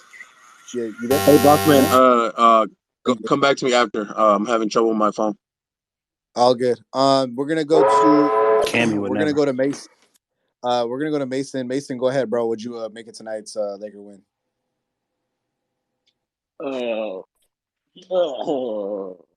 Put my earpods up real quick. Are you laying down in bed? Like I don't. This nigga laying on his stomach right now. Yeah. Nigga moaned. Yeah. His feet swinging. Really shit. Hey, yo. Nigga, shut up, nigga. I just want to say, cry, Eagles, cry. Shout out to Bum Ass. No, don't fucking do that shit today, bro. Don't fucking do that shit I just today, want to say, bro. fuck them bum ass Eagles. How does it feel to lose to Baker Mayfield and Mike Evans and Hey, Chris remember Godwin? when we beat your ass? Regular season? Remember Yeah, we beat you your beat ass? us, but now you on the Overtime, couch nigga? today, so that's crazy. Boy, You on the nigga. couch today, it Fuck don't you. matter. Mahomes finna send your ass home, nigga. Don't worry. We're gonna send that bitch ass nigga home. You know what I'm saying? That black magic ends today. Burris alone. Touchdown, New York. You niggas at home too. You feel me? Reliving shit from the 80s. You're a Saints fan. Your team not here. Nigga, I'm a Nigga, Packers, root for Bills, the Bucks. Vikings, Nigga, ain't Chiefs, that your Broncos ops, fan, Zay? nigga. Nigga, None of them root niggas for are there, the though. Bucks to beat us. Nigga, they beat you, nigga. Hey, Lions got me next week. But to talk about the Lakers, this is a nice win today, but it's like I want to be happy about this win, but we have these type of statement wins before. Like we got multiple statement wins this season, and what do? We follow it up with mediocre play. It's like I seen this shit before. Like they got plenty of good wins this season, and then what happens the next game? They shit it up. So I can't. I've seen this shit before. I'm not falling for it until I see these niggas get consistent wins throughout the season. It's just I understand we beat the Thunder. We still leaving wide niggas open, even though we let a lot of bad shooters open, so I'm not really mad about that. But against like teams who can actually shoot and have multiple good shooters on the team, you just cannot do that whatsoever. And I know everybody's gonna be happy as they should. Like you got a nice win against the Thunder, but this shit don't matter if you just go ahead and just lose to the fucking Mavericks and then trick off another L. Like you gotta keep building these wins up. Otherwise, Yeah. this win that we got today is fucking pointless. Just like all the other Yeah. statement wins we had this season. It's fucking pointless. Hey, Mason, to add to your point, I think AD agrees with you. Real quick on the walk-off, I'll add to that. Anthony Davis to Mike Trudell just now. Just got to Just play gotta like play like we played. Oh, my fault. just got to play like we played tonight. We competed. We shared the basketball. We just got to keep on going. We got a couple more games at home, and we just got to take advantage of it. Anthony Davis following the win, so I think he completely agrees with you. Yeah, bro. Yeah, like I said, words is one Had to thing. go read for read. Right. Bar for bar for no reason. It's crazy. Say words is one thing. How you play on the court is another. So like they can say this shit all they want to. If they I do agree. not go on the court and actually produce what they're trying to say, the shit does not matter. I heard all this other shit all season. It's time to like put your big boy pants up and fucking actually get these fucking wins. Like all this, I'm tired of this one win, an L, another win, 2 L's, another win, 3 L's. Like this shit don't make no sense. You got to get consistent wins. Like I'm not asking you to go on a crazy win streak, but can you win 5 in a row? Can I get 6 in a row? Like I'm not asking for nothing major, but like you got to get consistent wins. But speaking about these players, D'Lo, good shit, man. It's the effort defensively you showed today. You was playing the passing lanes. You got nice. You made some nice reads to AD. You know, you was hitting your open threes. You just showed some effort out there, man. That's all we asking for. You know what I'm saying? And I hope you get your big payday on another team when they ship your ass to Atlanta. But like I'm saying, as long as you showing effort, because we still got to stack up these wins. Like it don't matter trades, all the other shit. It's not till later down the line. So you got to stay at least somewhere in the mix to even make these type of trades. But as long as he's showing effort and he's doing his role, I'm not gonna really trip about him. I'm glad that he's starting again as he should. I don't know what when he went on that slump and we just benched him. And I'm like, man, if you just start him, maybe some good. Maybe just let him work out the fucking slump, which he did. And he started to towards right to the trend right next to the right direction. Reeves, I've been on his ass this entire season with his defensive effort and he showed nice intensity. I seen this nigga take charges. I see him commit show some bit of effort defensively. I see him actually hit some nice timely shots, not just jack shit up whatsoever. Vince Mo, you could keep thumbs down all you fucking want to. Just hop off the nigga dick, please. Like I said, bro, it's just all about effort with this nigga defensively, like dead ass. Like you could just show me effort defensively. That's all I'm asking for, nigga. Like, I know your playmaking is still suspect, but when you doing that the small shit, it's what we got you here for. It's what we signed you for. Doing the small little shit, what you did before you got the big contract, before you became James Harden. This is the shit I want from you. It's just that simple. Like that's all I'm asking. Torian Prince, I don't know why this nigga gets 30 minutes a night every fucking game. This nigga's ass. This nigga head is shaped like an avocado. I'm tired of seeing this nigga on the court. I'm like, why is he playing 30 plus minutes every fucking night? Like, is niggas want to shit on Torian? I'm not gonna shit on him because he's in a role he's not supposed to be in. He's not supposed to be guarding your best fucking player on the opposing team. He's not supposed to be guarding your second best player on the opposing team. This nigga is supposed to be guarding the fifth to fourth best player on the opposing team. Why the fuck is you sticking this nigga on the best offensive player on the opposing team? You making him look bad. You put him in positions he's never been in his entire fucking career. So no wonder he looks fucking ass. You need to put these players in the right position to succeed. You constantly keep starting him and trying to put this bigger role in him. It's just gonna keep making this nigga look ass-tastic, which he was tonight, getting baked on every fucking screen that they set.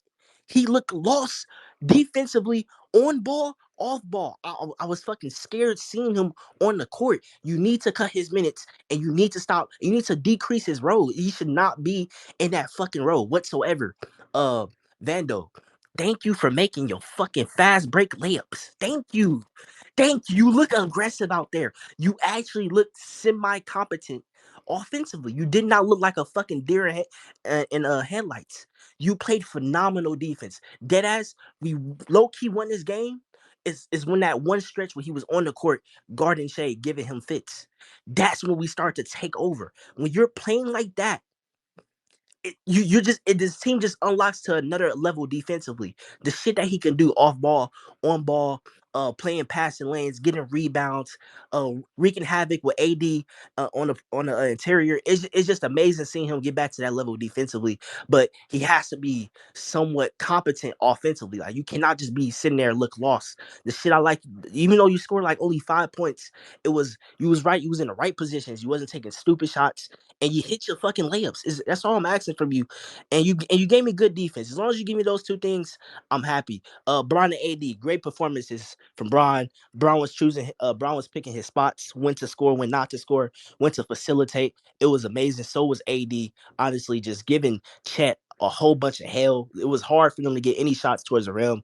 He was just being a DPOY that he is, and offensively he was cooking too. They was both becoming superstars is what we want these niggas to do. AD had a shit performance last game. He stepped the fuck up. He did what he needed to do, and that's all I asked for.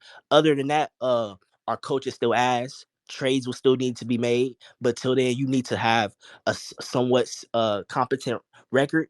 So when you make these trades, you can actually go on a little mini run. I don't really care whatever we do, as long as we get these keep winning these games consistently, not just get these statement wins and just trick off the next game. I have nothing bad to say about this team. I still think trades need to be happening. I still think shit needs to be moved. But as long as they just stay somewhere near 500, or at least go above it, I'm not tripping. And just be ready towards the trade deadline. But other than that, let's go get this win against the Mavericks. Fuck the Eagles. You know what I'm saying? Jalen Hurts is a fucking fraud. Try to put that nigga over Josh Allen. Disgusting. But other than that, go Lakers. Let's get this win against the Mavericks. Hopefully that nigga Dante Exum don't hit 8 threes against us again. But we're done. Hey, I heard Go Luca Buccaneers, probably boy. back. James, Heard, I'm just gonna ask, what is Luca's status for? I heard he's probably gonna be back by that game on question. So he'll definitely be back. He'll be back. Yeah, if it's questionable, he's back for sure. He's questionable versus us. Yeah, that's a Oh, guarantee. he's playing. Yeah, he's playing. Yeah, he's I playing want for sure. to That that nigga. point. Bro, this nigga Kyrie been on some other shit, The bro. Lakers play the Man Mavericks dropping this 40 in this Wednesday Hopefully at game. Luca home. fucks that up for him. I just want to say, Facts. in the last Nah, Reeves Garden. seasons, the Man Lakers dropping 60. the Lakers are 2-7 against the Dallas Mavericks. He left. In the 2-7. 2-7 against the Dallas Mavericks. The last 5 games have been decided by 4 points or less against the Dallas Mavericks, and we've lost the last 3 in the last 4 or 5 against the Dallas Mavericks. Everyone remembers Maxi Kleber, Kyrie Irving, and most recently Dante Exum, bro. I kid you not, bro. As a fan, beat the living shit out of the Dallas fucking Mavericks. The last 2 seasons have been fucking hell watching these games against the Dallas fucking Mavericks. I don't care about the Dallas Mavericks. I don't give a fuck about them. They've never been relevant as long as I've been watching basketball. Beat the shit out of the Dallas Mavericks. I don't give a fuck about them. This team's annoying. They have good players. I want one of their players on my team, but beat the fuck out of them. This shit is annoying, and it pisses me off the way they play basketball and the shots that they hit.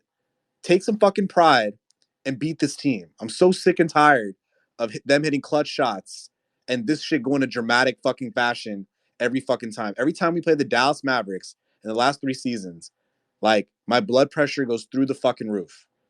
Dead this shit early, bro. Show up like you did tonight. They'll let you back in any game and beat the shit out of the Mavericks. I'm serious. And looking a little bit ahead to that game, but we cannot allow Hardaway to fry us because he did last game. Can't let that nigga drop 40. Yeah, like, come on, bro. He killed us to like 25, 30 last game. That was Reed's matchup. Yeah, it was.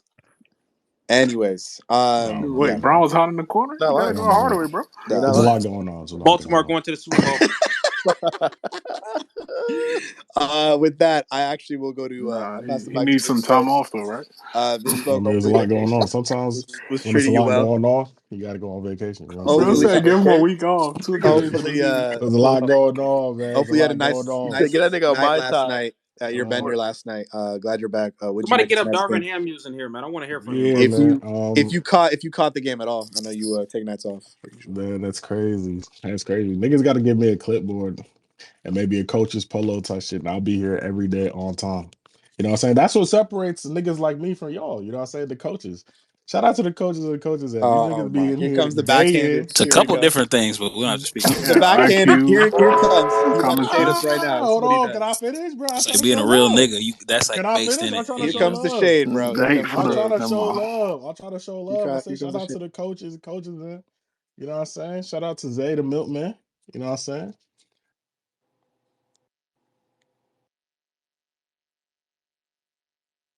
Gotta let that breathe a little bit. Gotta let that one breathe, man. You know Yeah. what Yeah, I'm See. why'd you let saying? it hang though? Why I the was like, fuck is quick David spin Minman that. tweeting about the Eagles, man? Now I'm about to block this nigga, bro. What are we doing? Focus. Welcome to the I'm the real party. milkman. That nigga Appreciate not a it. milkman. Focus I'm the on real the milkman, fucking bro. Lakers, man. Why I'm the a fuck mama niggas for talking real. about the Eagles, That's man? Y'all niggas. crazy. All Niggas right, Hey, that's I'm the real touchy. milkman That's in this hoe crazy. for real. That nigga not a real milkman. You're a Anyway, Cowboys fan. bro. What? Yo, taking You're the a heat off Cowboys Zay. fan, nigga. You cannot talk Ben Smoke, please. Taking the heat Nah, off Zay is that is not gonna get you crazy. a coach's den interview, bro. Trust Trey. Nah, that is That's real homie shit. Vince, go ahead. I said nah, but on the real though, I will say though, uh, after spending so much time in fucking Nigeria, bro, to be able to even have the option and the ability to chop it up with niggas after these Laker games when they're not coming on at 4 or 5 o'clock in the fucking morning, and then niggas wondering where were you with your Weeze takes, nigga, as if I'm supposed to wake up and defend this nigga at 7 o'clock in the fucking morning, in a whole other continent. It's a blessing, you know what I'm saying?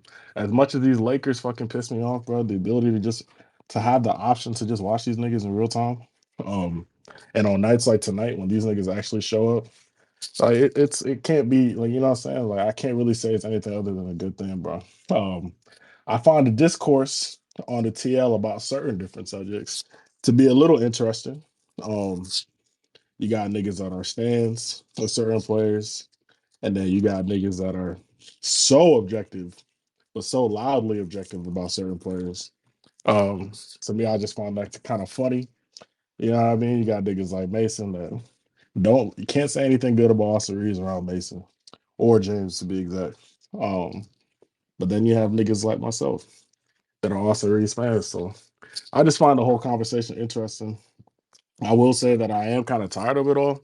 Like I do kind of want to like just fast forward to February and hopefully have some of this shit figured out. Because as annoying as Mason is, that nigga was right, bro. It's like we've seen this pattern from this team several fucking times. The niggas have great statement wins or have good stretches, and then all of a sudden our team just kind of goes back to ass or ass tasted. So, um, I want to see us put together a string of wins, man.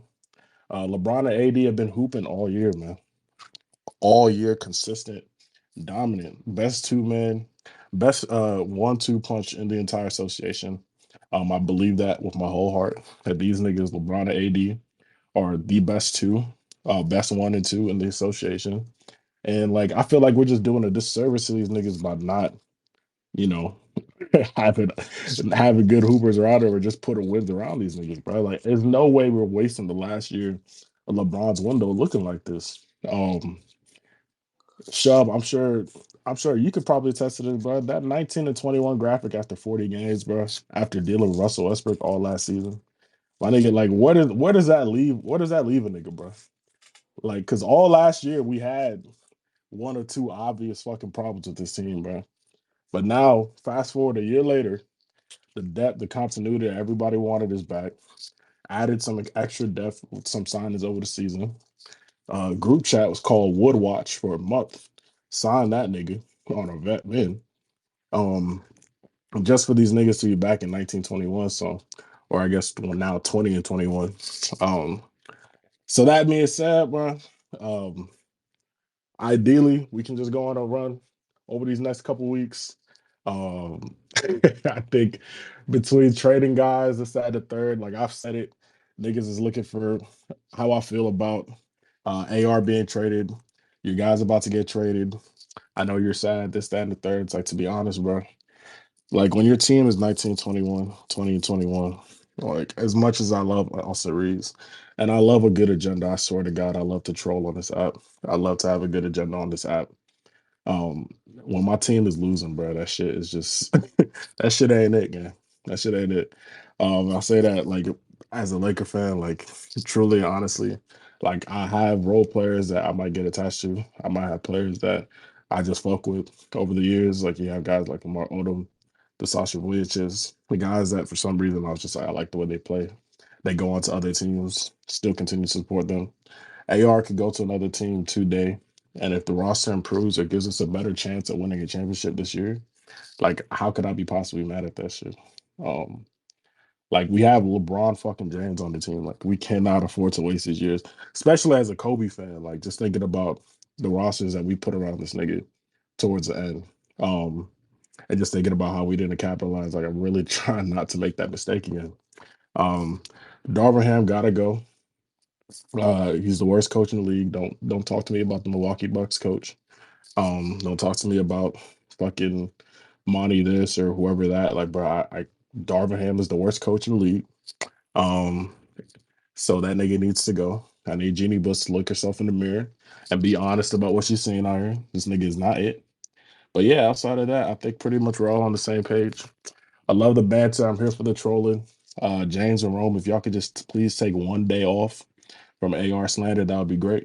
I understand that, you know what I'm saying, y'all niggas wake up every morning thinking about what 5 tweets I'm gonna put out there to shit on this nigga. If y'all could just relax, it's okay. We get it. We understand that you don't think he's a great player or don't think he's a third championship level option. We understand it. We get it. Zay, if you could stop hiding behind them screens and be honest about your thoughts on Darvingham. Don't abandon him now, nigga. You know what I'm saying? Mr. Stand on Business. If you could just do that for me. I don't think Gas still here, but happy birthday to that fat ass nigga. Go eat a salad. How Shub, happy ironic. belated. Wait, what? Shub, happy belated. Type shit. Appreciate it. It's the first thank you I gotten from Shub after 4 birthday wishes. But yeah, y'all niggas be easy. Mason, go kill yourself. Just kidding, but not really. What's going? And Wait, okay. You yeah, gonna bless allow everybody. I that shit? appreciate it. What's this negativity after you just taking heads nonstop, bro? We won tonight. We won tonight. There's no reason to take shots. Shub, we're 20 and 21, bro. He I'm needs still time mad. off. Like I'm still mad. Nigga. Like I don't understand why. Like, Halloween, he needs Your time This off. soliloquy your longer than date rejected Mason's. you God tonight. dang. That's crazy. 3 games in time off. But James, is it okay to take some time off when it's just a lot going You ain't on getting no play in the right bed. now? I feel it. That's the wrong person. It's a lot. It'd be a lot going I on didn't say sometimes, that, right? brother. Wrong person. Yeah, he didn't say that. He didn't Oh, give you him a didn't walk co-sign today. That's it. crazy. No, I Vince didn't. You can, Vince spoke. Why can after a never win? get Why a were shot you off, nigga. why were God you in damn. shade? Just because we back in the States and we feel like you missed a lot of opportunity to I miss a lot of keep content. I'm on. not gonna lie, I miss a lot of content. I miss the guys, honestly. Was chopping up with niggas. Like like I could really like only really be on for like kicking and type shit, like pregame shit, just cause that shit would be like I guess like 1 a.m. over there type shit. Like the games would dead ass be over. Game No, like tip off would dead ass be at like 4 a.m. no, I type get shit. you. I just didn't think you Um wanted your first time back to be just throwing shots and throwing shade at everyone who missed you. no, but it's always fuck y'all niggas on everything I love. It's always fuck y'all niggas. That's how I started speaking in these spaces. Niggas wonder how you got moved to the front of the line. It's because I don't dick ride these niggas and their opinions. I call these niggas out, Zay. Disingenuous about Darvingham its entire career. Rome has been one to have an agenda, even though he hates agendas. James, that nigga's an AD hater. He's also Austin How Reeves does it feel hater. Huh? that? How does it feel that Um, 5 different women declined your call? you know Honestly, what I'm saying? Shub is the most fake neutral nigga I know. What? Um, you know what I'm saying? So that nigga be sitting there behind the host button talking about, oh, I don't really have an opinion. Don't go open chat. Don't go open chat. Listen, I like pissing off a lot of you guys. It's really fun. Listen, bro. It's really fun. I'm seeing this nigga Austin get compared to Steph Curry, bro. What's going on? Rome, That what's nigga can going go. on? I said, That can nigga, you take a day that off? nigga can go, bro. He can go. Started as Can you, top 10 guard, now it's My top last 15 Rome, can straw, you guard. like take that, it? like that was the straw that broke Rome, the camel's back. James, did this nigga not have him 12 or 13? What are we I'm talking just about? saying, That's bro. still top You 15. had him The straw. 12, I had him 10. Invincible. Like, Go look at what the chat. Go look at what I said in the chat, bro. That is the straw that broke the camel's back. I'm just what's the saying. straw, nigga? Go check the chat, bro. I'm This done. nigga, I'm this done. nigga, anytime anybody says anything positive about AR, this nigga Bro, Rome really that's be ready not to have a positive. heart attack, That's bro. bro, the delusion, gap bro. between Cam and Austin Why do Reeves is y'all not hate that on this big nigga, bro? defensively. There's a difference between positivity and like straight up, what the fuck am I looking at? Like, What what you mean, the nigga? Is fuck? that not factual, bro? Oh Oh my Bro, my god, you're I thought we fucking appreciated disgusting. We're not numbers. about to do this, man. oh my In his third season, Please not. Austin Reeves Please. did The this. In dick his can't be third far season, can't Steph be that Curry did down, that. bro. It can't I be don't far I'm We saying? have They to be both serious, light dude. skinned guards. You I don't sniffing his understand balls right now, bro. what the Please fuck. stop. Like I really don't get it. And Stop. Mason, I'm not gonna lie, your Sniffing. whole take was slippery as fuck, That's nigga. so nasty, Like bro. your whole take was It's slippery as slippery fuck. because This I hold nigga, this nigga look accountable. at Really? Mason. You Did I literally not sat say up, he played good Mason. today? You literally sat up Nah, here and man, get said, that shit off the you jumbotron, literally sat man. up That's here and some said, bullshit. the nigga What did I, that what I say that was bullshit today? That he can I showed can I defensive can I effort? talk? Nigga, you sat up here and said, "Oh well, I mean, I'm just happy to see that the nigga gave some effort." I don't know why we benched him after he was going through a I slump, said as I if said that to players aren't. D'Lo. What you talking about? What you talking about? I know, nigga. I know, which is why I'm Yeah. like, look at everything you're saying about D'Lo. Just like we didn't bench Everything I Reeves love, and you when can that nigga say that was about Austin terrible. Reeves. Told him. Everything you said about D'Lo, you can say about Austin Reeves. I That's say why I'm I just keep it laughing to the. accountable. I say the bullshit about both of these Oh niggas. my god. Okay, so You want my Mason, real thoughts? I want both of these niggas traded. If you want my real ideas, like what the fuck is this talking nigga, about? and I want Swear you to God. traded. Nigga, know what? Yeah, that shit can't happen. Then I'm not on the team. The You fuck feel is me? you talking about, nigga? It's I'm like, bro. untouchable. You feel me? It is what it is. No, it's, I'm You on not a gonna G go. League contract, nigga? Don't talk to me. Get your out of here. Yeah, but anyway, nigga. Yeah, Mason. But keep flip flopping, Mason. Hopefully one day you can learn how to stand on business for a week. It's okay, guys. Family Um, fight. How long is this Smoke. soliloquy Let's gonna be wrap it going up. on? Let's. Shout out I Austin don't. Reeves. Bro taking shots after win. Let's wrap it up. We gotta keep moving. That's but yeah, little that's bro. all I had. That's all Shout I out had. to Y'all him. niggas be easy. Shout out. Y'all Welcome niggas Yo, be back, Vince Vince easy. Smoke, where Smoke. my follow at, dude? That's crazy. Y'all Nigga hanging asked out in for the following, DMs. bro. We will keep it moving. Have some pride. JDP. Hopefully your mic is working. Do you want to go ahead? Go ahead. Yeah, I'm back. This Y'all nigga can hear not me even good? following me. Y'all can hear me? Yeah, we can hear you. Go ahead. All right, bet. All right, for sure. Shout out to the coaches. Shout out to Coaches Den, best space on here. Shout out to the listeners, speakers. Appreciate y'all. Welcome back, Vince Smoke. Happy birthday, Coach Gas. Uh, I'm happy with the win. Unfortunately, I didn't get to see the last two games. We looked like D'Lo was like our best player via stats wise. So I'm not sure what was going on the last two games. I was out of town, but this game, I kind of expected. I kind of expected for them to win. They had two bad losses. They were going against OKC. Seems to be a favorable matchup for us. AD also needed a bounce back game after two back to back kind of terrible offensive games. D'Lo seems to be stepping up this month, even though he had an atrocious December. But he seems to be getting back to form to his first 2 months of the season, which is nice. Reeves had a nice little bounce back game. He did pretty well. I mean, last game, stats wise, it wasn't too bad though. He was a negative 21. Um, you know, all I can say really is I do have to hold Jeannie and Rob responsible for this trash ass nigga Darvin Ham. I wanted to start off positive, but I want to get into this this talk yet again. This dude fucking sucks. I get it, we won. I'm happy we won, but I just don't see anything being sustainable. And I don't see it. I don't see a trade still to this day that's going to be able to fix our biggest issue. It might make us slightly better, but it's just not going to get us to where we want to go because this motherfucker sucks. He's so trash. Torian, I don't know what it is about Torian Prince that this nigga has to average 32 fucking minutes a game. Why? For some reason, he's playing ass. I mean, Austin Reeves plays ass, he's benched. D'Lo plays ass, he's benched. Rui plays ass, he's benched. Vando plays ass, he's benched. But this nigga Torian Prince can do no fucking wrong. He could go 20% from the field for 5 games straight, and he's still playing up over Vando when Vando's having a good game. He's playing over and getting more minutes than D'Lo. Like, it just don't make sense to me. I don't know what we got to do. I don't know if the fans got to cause an uproar, if we got to have a riot at fucking crypto, if we, I don't know.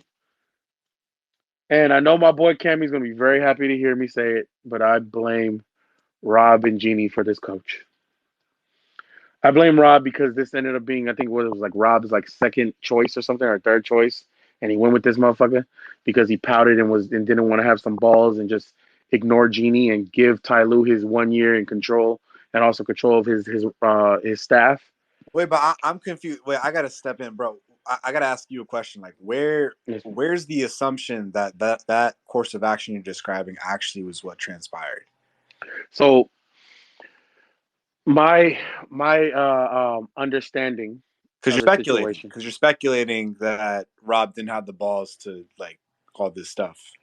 I'm I just my speculation is he didn't have the balls. I knew it was Genie's call of not giving this guy giving Ty Lue the extra year, and that is due to I have a close family member that does work within the Lakers organization that shall stay nameless Aaron because I Larson. don't want to get that person in trouble. So, I do know a little bit of information of what goes on, and so yeah, I already knew that it was her call at the very end of that shit. Though I have a feeling that the Rambis family had a little bit to do with it, and that's speculation. But couldn't you And say it is that about every? speculation. But what you're describing is kind of like out there information that Genie has the final call on everything. So like, But that's where Magic was mad about because technically, like Genie has said, like Magic is the one that's supposed to have the call for all basketball shit, and then that right? was switched, and then it was like, okay, we're giving full trust into Rob to handle all basketball shit, and then that shit's been switched yet again. Like So it it's just not Rob's doesn't. fault then. It just does. I still think Rob should have some fucking balls and just put your job on the line. You just got to put your job on the line sometimes. Be like, hey, you know what? Look, you told me I could do this, and I'm just gonna fucking do it. And hey, if it works, then you're gonna be happy with me. You're gonna be thankful. If it doesn't, fire me. Fuck it, fire me. So I just I'll just no, go back to being an agent. I just want to be clear with you, no, because like I know you stayed the inside for me. So are you saying that that balance of power switched around the time of the Darvin hiring? Is what you're saying? So are you claiming that based on your information, the power dynamic of the final decision making, specifically only Switched. the Darvin hiring, switched from Rob to Genie in that case in time? It switched from Rob to Genie, yes, because Rob is supposed to be the one that has the final decision of everything. And then Genie kind of just switched it up yet again, Just like she did on Magic. for the Darvin hire. Yeah, just like she did on Magic, and that's why Magic is gone. Johnny Flynn. That's why Magic Black is Kevin. gone, and Magic wasn't handling none of that bullshit, wasn't dealing with that bullshit. Um, but yeah, so I still think he should have had some balls and put his job on the line. And that's the only time I'm ever gonna give my boy Cammy that gratitude or that um, availability to tell me he told me so. So I'm gonna get that out there right now. He's probably gonna be very happy about that shit. Other than that, Darvin Ham fucking sucks. I'm so sick of it. But it was a good win. I don't know if this is going to be continuous. We've been up and down all season. We had just the few times because of the in-season tournament that where we were playing amazing basketball, and it's like one thing was like 5 or 6 games above 500, and looked like we had great potential. And then we just started having fucked up lineups like Torian, or we had the championship game, but that Torian Prince, Cam Reddish, and Vando lineups, and all this bullshit. And this coach has shown time and time and time again that he is not a championship coach. He is not a good coach. He is not a competent coach. And I know everybody keeps saying he's a player's coach, but is he really? Because he's not really appeasing all of his players. If you Yeah, listen to fight D'Lo's back, post Zay. games, if you listen to D'Lo's post games and all that, like and Bron's post games and AD's post games, they contradict or they go against the coach consistently. They talk about the system and the system not being understood consistently. They talk like they're nonstop going against this coach, and it's as if our front office is just ignoring this shit, and it's really really fucking disgusting because now these players are being blamed. You got people like D'Lo who, if you look at it, has the second or the first most plus minus of the team, and all this, an AD being phenomenal with MVP type season, and LeBron being crazy good at year 21, and we're just wasting all this shit and blaming these players because we have a trash ass coach and a front office that won't fire this motherfucker. So that being said, that is my take. I appreciate the players that they're still trying and they at least gave us a good game today, and I appreciate the coaches for giving me a chance to speak. Y'all have a good one and be here listening and enjoying these talks.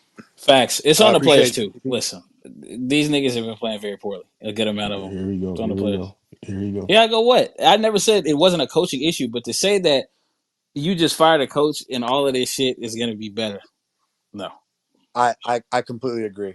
Yeah, I Seriously, agree. 1000. I so completely you know, agree. Like that's fake the first agree. hurdle. Hop People off. want to fire the coach, and I mean that's not gonna change fucking Torian Prince going 1 for 9 whenever he chooses. In other slight news, a fan from the game, I think it was closing time. LeBron's on the bench. Actually, maybe the third quarter because LeBron played clutch time the entire way.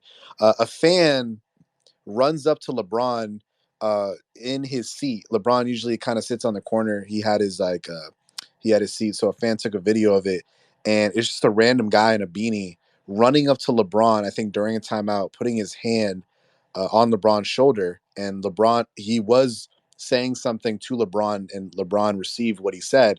And LeBron's reaction was pushing him away. Next thing you know, uh, a ton of security, 2, 3, 4 guards run up to him, immediately take him to the back. So just obviously something very peculiar and very odd and bizarre. This has been happening in a few instances with these star players. Obviously, I remember Russell Westbrook in Denver. Some fucking badass fan just like after the Thunder loss just ran up to him and like screamed in his face. It just shouldn't happen. Shit's stupid. So that was just something random happened during the game.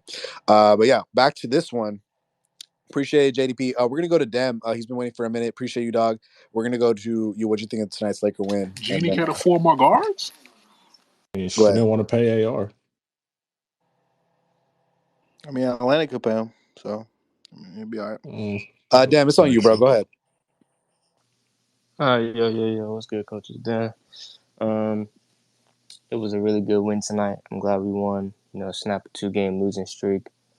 There really isn't much to take away from this because, the trend with us is we win one game, it's against a good team, and then the next game or the next couple games, we kind of trick them off, and now we're back in a position where okay, we got to win again. So good thing that we got to win, but we got to build on this. Like D'Lo said, we got a couple more games at home. Just continue to build on this, continue winning.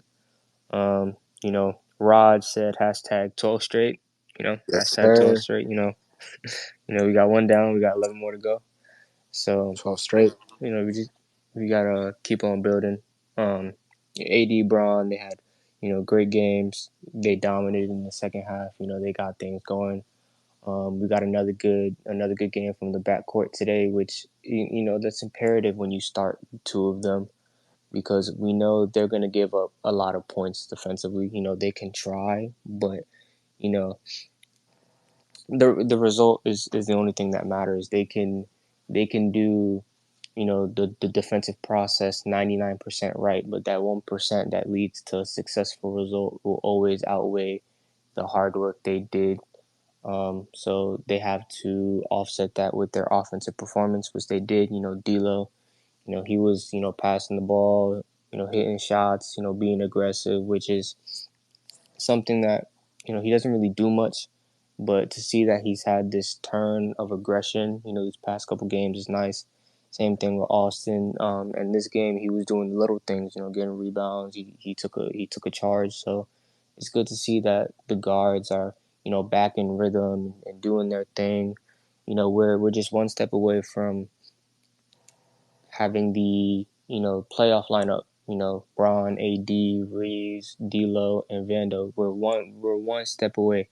I know Darvin pump faked us, which that nigga shouldn't have done. Like you were so close to at least showing signs that you're a competent coach. One damn sign, but no, you wanted to troll and be funny. Like you should be fired for that shit because ain't shit funny, bro. Ain't shit funny.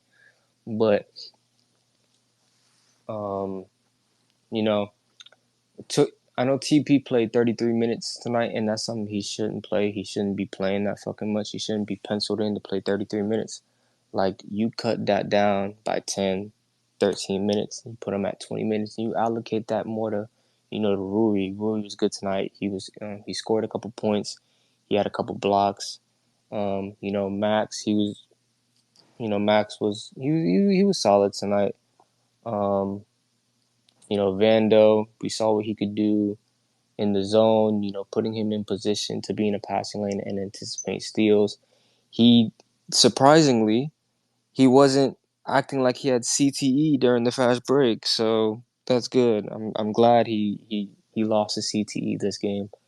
So overall, great solid game from everybody. Want to keep building on this. We got Dallas on Wednesday, so we win against them, and that's when you really start to build because we got a couple. I'm gonna say easy games that lean toward us, but we could trick them off because they're quote unquote easy. But I feel we get past Dallas because that's the big hump, and we really can start to build from there on. Because I checked the standings, and I know we really shouldn't be standing watching that much, but we're the 10th seed right now, so we gotta at least see where we are, seeding wise. But we're 4 games behind, from the 5th seed, so being able to stack these wins and get closer to a position where we're outside of the play-in is imperative, especially with Bron AD playing exceptional, and we can't waste exceptional performances from them. Including, we can't even waste exceptional performances from our backcourt that can make up a bad AD or Bron game. So keep building on these wins, keep learning from these wins as well. Overall, everybody from the players, the coach. Even though I want Darvin fired, he's gonna be here. So you better fucking learn how to coach. You better learn how to take the proper timeouts. Better learn to, play the right guys in the right situations, etc., etc. So, overall, good win tonight, and I'll land my plane there. Yo, we got a couple. Appreciated them. We got a couple quotes, by the way. Appreciate it. So I'll start with the one about Austin and D'Lo. What they were saying. He said this is the lineup that we started with this. This is the lineup that we started with this year, and it's something that we feel comfortable with. We like what we can do with this group. That was Austin Reed. Like they really are like. It sounds like they're like trying to talk to the coach through the media. Um, it's interesting too because Vando's comments today, essentially saying, "I don't know if we need to trade. I think we're fine. We just got to be consistent, like minutes wise, and everyone has to play what they're supposed to play." And then now we're seeing D'Lo and Austin do it. And AD also had a quote on the Lakers at the midpoint of the season. He said, "I like our team. I like what we're doing. We got to continue on that path." So I mean, it's interesting. I think a lot of us are like kind of lobbying for trades and stuff, but and maybe just because it's like these are the players and no one really likes to get traded, but it really doesn't sound like the players want change from like they don't want to outsource change. It sounds like the change they want is kind of really from coaching and giving them all a more consistent direction and just kind of empowering them to be who they are and what got them to the Western Conference Finals last year. It doesn't really sound like anyone is disjointed with the actual team and their trajectory. It's interesting, bro. It's very interesting. I don't know how to feel about it, but it seems like that's the case. It's very interesting. What I will say though, as you speak on that, Rome, because I know where I stand on it, I will say I think at the very minimum, if there is confusion in the power balance of like the coach and like you were describing, I don't think it's a reach. I do think there's hints of it in the players' quotes about some disagreement there. I do feel like that's where the general manager, some front office members, can sort of play a part in bridging the gap to a sense of understanding where they should be. Again, we are under 500 in a year we're supposed to have continuity, in a year we're supposed to build off what we built off last year in the playoffs, and we're under 500 at the midway point. So no one has to know about it. Again, I'm all about doing things behind closed doors. But like you're describing, and I think it's on track, I do think members of the front office should be able to bridge the gap and be like, okay, what is the disconnect here? Because you see a performance like today, D'Lo looks a lot more comfortable, a lot more motivated, a lot more organized. Austin, that's his guy. D'Lo, that's his guy. Like, what can we do here to make sure we are bringing the best and the most efficient How do we results? sustain it? Like how do we Yes, sustain yes, what we do yes, well? I yes. mean, And go ahead, sorry. Smoke, real quick. No, I was gonna chime in, like, if you don't mind, like, um, I feel what like Roman and you were saying, but I think like a little bit to Zay's point, like And I appreciate hearing this from the guys because like to me it does kind of like affirm some of like what we've all been saying as far as these guys just aren't being utilized properly. And even I said that like coaching to me is like problems 1, 2, and 3, right? But like problem number 4 is like at today's point, like these niggas have just also not been hooping. Um, Yeah, yeah, yeah. so it's like as much as like I appreciate hearing this from D'Lo and AR and AD and some of these guys, but like I do think some of these other guys, when you look at like a Rui or a TP and even D'Lo and AR to a certain extent, right? Like these guys also just got to be better. Yeah. Um, so yeah, I just wanted to add that. Like No, I definitely like I I think I agree. think Like these niggas are definitely not being in positions to succeed, yeah. and like they're definitely not being utilized properly. Most of the cases, right? But at the same time, like these niggas have just not been hooping. Like we're No, not 20 and 21, Niggas, like niggas do gotta hoop. mismanaged. Yeah, makes completely agree. Completely agree. And we agree with that sentiment full throttle. And I think we I mean, I think everyone hops in this space is 41 games in with the understanding that our coach is detrimental to this team yeah. and the Los Angeles Lakers are not playing up to par this season. Right? That like if we don't start off every space with that sentiment, then let us put that out there as a unit. Like that is obviously the case. However, 41 games in, 3 months, 4 months into the season, like we got to start presenting new like new solutions like to brainstorm about. And like I think that's something that comes to mind for me personally, It's that how we can improve the team beyond what the obvious is. it's like usually two things can be true. It's like four things can be true. No, 100%. Like it's like the coach is definitely like he hurts our team like he does like. But then also at the same time, this roster had a lot of flaws that we didn't account for going into the season that we could probably bolster and improve upon. But then also, there's also the argument that, yeah, these niggas are also just underperforming and not playing well. Because if you look at this game, really the difference in the game was just Austin D'Lo hooped tonight, Rui hooped tonight, Vando hooped tonight. The stars showed up. Like, it's really, you know what I'm saying? So there's a lot of I think you just don't want to get too caught up in one way or That's the where I'm other, at. That's right? Like I yeah. don't think like the same way we don't think that this game means like no, you just keep all this team intact and we'll be fine and we just got to get better. You also don't look at it like, well, I don't give a fuck what this game is because we got to get rid of these guys. Like, you know what I'm saying? Like, don't go too. You can't really go too far on either side. I think it really is just a mixture of everything, and that's kind of how seasons are, right? It's all a war of attrition at the end of the day. But like, multiple things can be true, and I think sometimes, especially with this fan base, I think you kind of live and die with whatever agenda that you have at that moment in time. So it's like Austin and D'Lo combined for 30, but it's like, yeah, but like DeJounte Murray can do. You know what I'm saying? It's like Right. no, like I just feel like you have to look at it from a greater lens, bro. It can't just Yeah. be what you want to happen. Some of it just kind of has to happen. So And Therome's point as well, on the greater lens point, like I'm looking at the team, and I think Mason actually brought it up, just like the patterns we're seeing. Obviously, like in a general organization, if the players aren't performing up to par, that's when you check in on the coach to see how we can get them aligned.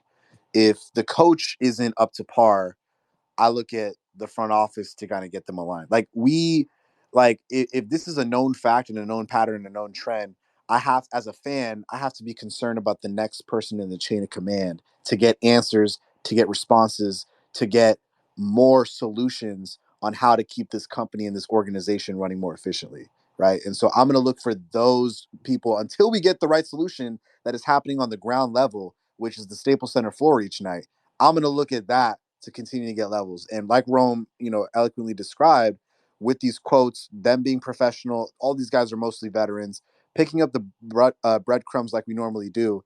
It sounds like, the players are confident in their abilities and what they're able to do. It just feels like, they're not given the full shot of what be able to do. And again, these are NBA basketball players. They are not going to come out and say, we're playing like shit. I'm playing like shit, because that's not going to help anybody, right? That's only going to put a bigger, monkey on their back, and something that they got to climb out of. So that's kind of my train of thought when I look at, these quotes and who we can look to right the ship the right way. So I think that was well brought up by Rome. We're gonna keep it moving though. I want to. I'm gonna go to PS2. He's been waiting for a minute. PS2, go ahead. What'd you make of the Lakers win tonight? Go ahead. Yeah, what up, guys? Uh, I thought today was really good. I was really happy to see the team win. I know sounded defeatist in the last space where I was like, after we lose to OKC. But after that, I sat down and watched an OKC game, and I was like, I don't know, man. I think we fucking beat these guys. I feel pretty good about beating these guys. So I sat down today with a very positive mindset, encouraged by the whole Vando starting thing. Genuinely heartbroken when I found out he wasn't starting. But I just sat down and I logged the first half defensive possessions because the thing that bothered me the most was like, man, we give up a lot of offensive rebounds and we gave up a lot of open threes. But I really only counted like 4 or 5 bad threes we gave up. Other than that, it's like, dude, Mark Dagnall, like this coach, he's fucking good. Like they know what the fuck they're doing. They're running really complex stuff. Our guys got stuck on some screens. It is what it is. With the whole Torian thing, like I know people hate that he was closing the game. I think I really do. I know everyone's gonna fucking not love me saying this. I am a patience guy. I am a kind of like let it ride out guy. That's just what I think. It's fine if any other people don't.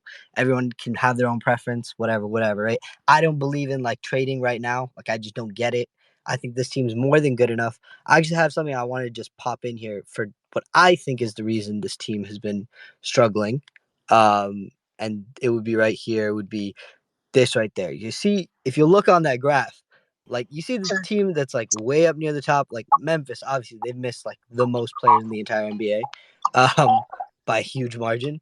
But you see LA, we're like in that top 6, 7 range, right? We've missed a lot of guys. And I think I'm not trying to say the whole season's because of injuries, but dude, we had games where we legit had G Leaguers not playing because, we were getting blown out, not playing because, whatever, like, they deserve the minutes. No, dudes were literally getting on the court because we did not have enough basketball players to fucking play. Like, that's how Max even got in the rotation. Now, I thought Max should have played from the beginning, but that's just my overall thought on the season is I blame a lot of it on the unhealthiness of the squad, on the kind of disjointed nature of the squad. That's why I feel like we haven't had any continuity.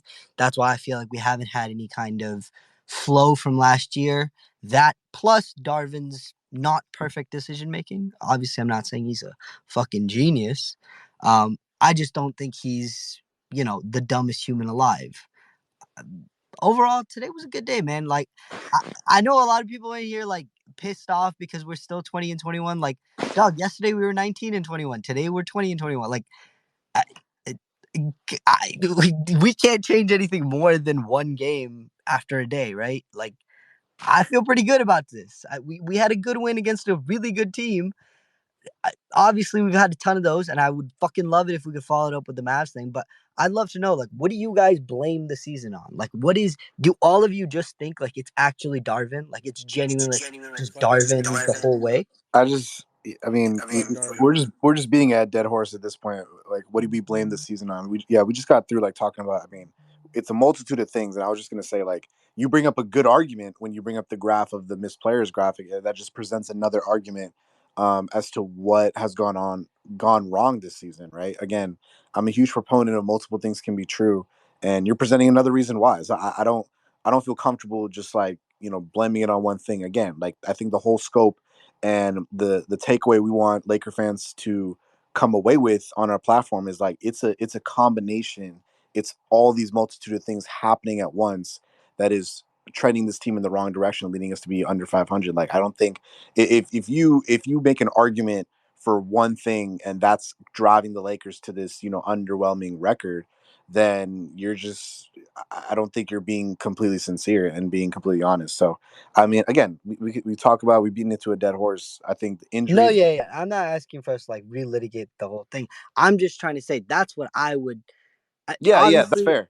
And yeah. I would say back to you. I think I don't think it's a cop out at all. I think it's a combination of what you presented. I think the injuries. I think the lineup confusion. I think players underperforming is a huge part of it too. all these things put into place are a combination of why the Lakers are extremely underwhelming, at that midway point. So I think that's my answer. 100%. But I hear people in the space being like so negative on the season after like the best win we've had in fucking 3 weeks. I think we were better today than we were against the Clippers, and like I don't know, other than the games we lose without LeBron James, we've looked good for a week and a half. I don't know. Maybe I'm just optimistic to a fault. Maybe that's just a naivete of mine. I might be tripping, but I think this team can win. I think this team's a good team. Like I said, I just want to get to 27-27. Like legit 27-27 feels like a stable spot to me. Virtually everyone on the squad will be healthy around then. That's trade deadline time. So if you really are below 27-27 by trade deadline, make a trade. Sure, do whatever. But I think we can easily be that record. And yeah, I think the 6th seed totally feasible. Please let Denver win So more you games. think as currently constructed, this team is a championship team? Fuck, man. It's a Great recorded All right, space, then. isn't it? It's a recorded space. That's Isn't all it? the answer I need. Fuck that. Fuck it. Yeah. I tweeted day before yesterday, I'm gonna go down with the ship. I'll go down with the ship. Fuck it. Yes. This team, as presently constructed, can win an NBA title. It's fine. Everybody can laugh, everybody can disagree. It's my take. Like, yes, I think we did good shit. Nothing this season has shown me like, oh, these dudes are worse than I thought they were, or I was wrong about how good these guys were. Like, they've underperformed in spots. Like, Austin didn't start the season great. D'Lo had a weird stretch in the middle. Torian didn't start the season great. Christian didn't start the season great. Like, everybody's had rough spots, but dude, it's basketball. Shots don't fall sometimes. Shit goes the wrong way. Yes, this team can win a title. Say whatever the fuck you want about it. Like, this team can win. Yes, 100%. Who are we closing with? Show. Fuck. Yeah, tonight I would have closed with Vando 100%. I like the starting lineup from last year can start against some teams. I don't think that that's a 82 game starting team. In the playoffs, yeah. In the playoffs, most definitely, because Vando is genuinely a negative spacer and it hurts a lot, especially when you're watching the games. Like, it just fucking sucks. Like, when you rewatch a game, you can genuinely see how much teams gap off of him, especially against like Boston, teams that are smart. Fucking hurts. But I would go with a guy like, again, like I was high on Vincent, so Vincent will start for me in the playoffs when we get there, and he will close for me. But it'd just be like whoever's playing better on the day, D'Lo or Austin, they're gonna get one of those spots, right? Then I think Vincent takes that other guard spot, and then I think you give it to either Cam, Max, or Vando because you need a defender. Like, you just have to have another defensive player on that spot. But the thing that I loved most about today's starting lineup is I like the version of LeBron that plays defense and doesn't have to do as much on offense. Like, I like that version of Bron a lot. So if we can save Bron a little energy on offense by having both D'Lo and Austin, shit, that sounds nice to me because LeBron James is still capable of being a positive defender if he doesn't have to do that much work on offense. And I think in the playoffs we can expect a locked in LeBron. So yeah, I could totally see us going D'Lo, Austin, Vando, Bron, AD in the playoffs, and then against Denver we would swap out Vando for Wood and have Wood cover or be Jokic's battering ram for like 30 minutes For sure. and then have AD be the roamer. Like, this is all realistic stuff. Like, I hear a lot of negativity in spaces. I fucking get it, y'all. I have wished death upon Darvin Ham many times. Like, I understand, but this team's fucking good. We can win basketball games. We can win playoff series. We can win a title. I will stand on this. For sure. And I'll be back here every other game for the rest of the season. So if y'all want to air me out for it, you totally can. More than fair. I'm sure people will bookmark this and screen record. So I will expect apologies when it goes the way I told you. Yeah, keep dreaming. Definitely. Shout out to my nigga PS2, man. I just followed him. Give my nigga a follow. My God. Yeah, we appreciate the enthusiasm for real. Much love. Really? We're gonna keep it moving. We're gonna go to Pope. Pope Laker fan. We appreciate you waiting. Go ahead. What you make? What happened to Lakers hopeful 17? I don't know. All right. I want to say first of all, It takes a million hours to speak, so I'm not surprised. all right. I want to say first of all, God bless us all. I'm here. I wanted just to spread positivity. And I want to say, whoever was moaning, you have a lot of wickedness in your soul, and I will pray for you tonight. That's first of all. All right. Oh, So, Mason is beyond praying for, brother. It's just a lost cause. Don't Nigga, even oh send suck that man, one up my to the. dick Don't even send that one up to the respectfully. big man, man. That one's just getting declined. man, Suck yeah, my yeah. dick, I nigga. was Folks, offended. I know Like you I never said, met him, I'll but his try to name be is here on Xavier. every Nigga, Sunday Laker game. All right, all right. So now that mass is over, all right, let's go into the game. So one of the things that Mass is over. Go ahead, dog. one of the things that Zay the High school milkman. never been church. yes sir, yes sir. James, when the last time you So went to one of the church? things I want to say is that we need to clean up the turnovers. We had 16 Oh yes, sir. again today. They got a We had church. 16 when we beat the Raptors. So win or loss, we walk a fine line when we're getting all these turnovers. So all right, so that's number one. I wanted to now talk about we're starting to see a healthy Vando. That's the difference. He's been out 20 games. We know that. But now that we're starting to see him being healthy, he's more active where it helps our transition basketball, which is our bread and butter. I believe in the second half of last season, we were like one of the top teams in transition basketball. We're not a good shooting team, so we need those easy baskets. So that's number one. We're starting to see that. It's not by mistake that we started to see flashes of what we were doing last season. So that's that. We're starting to see Rui too.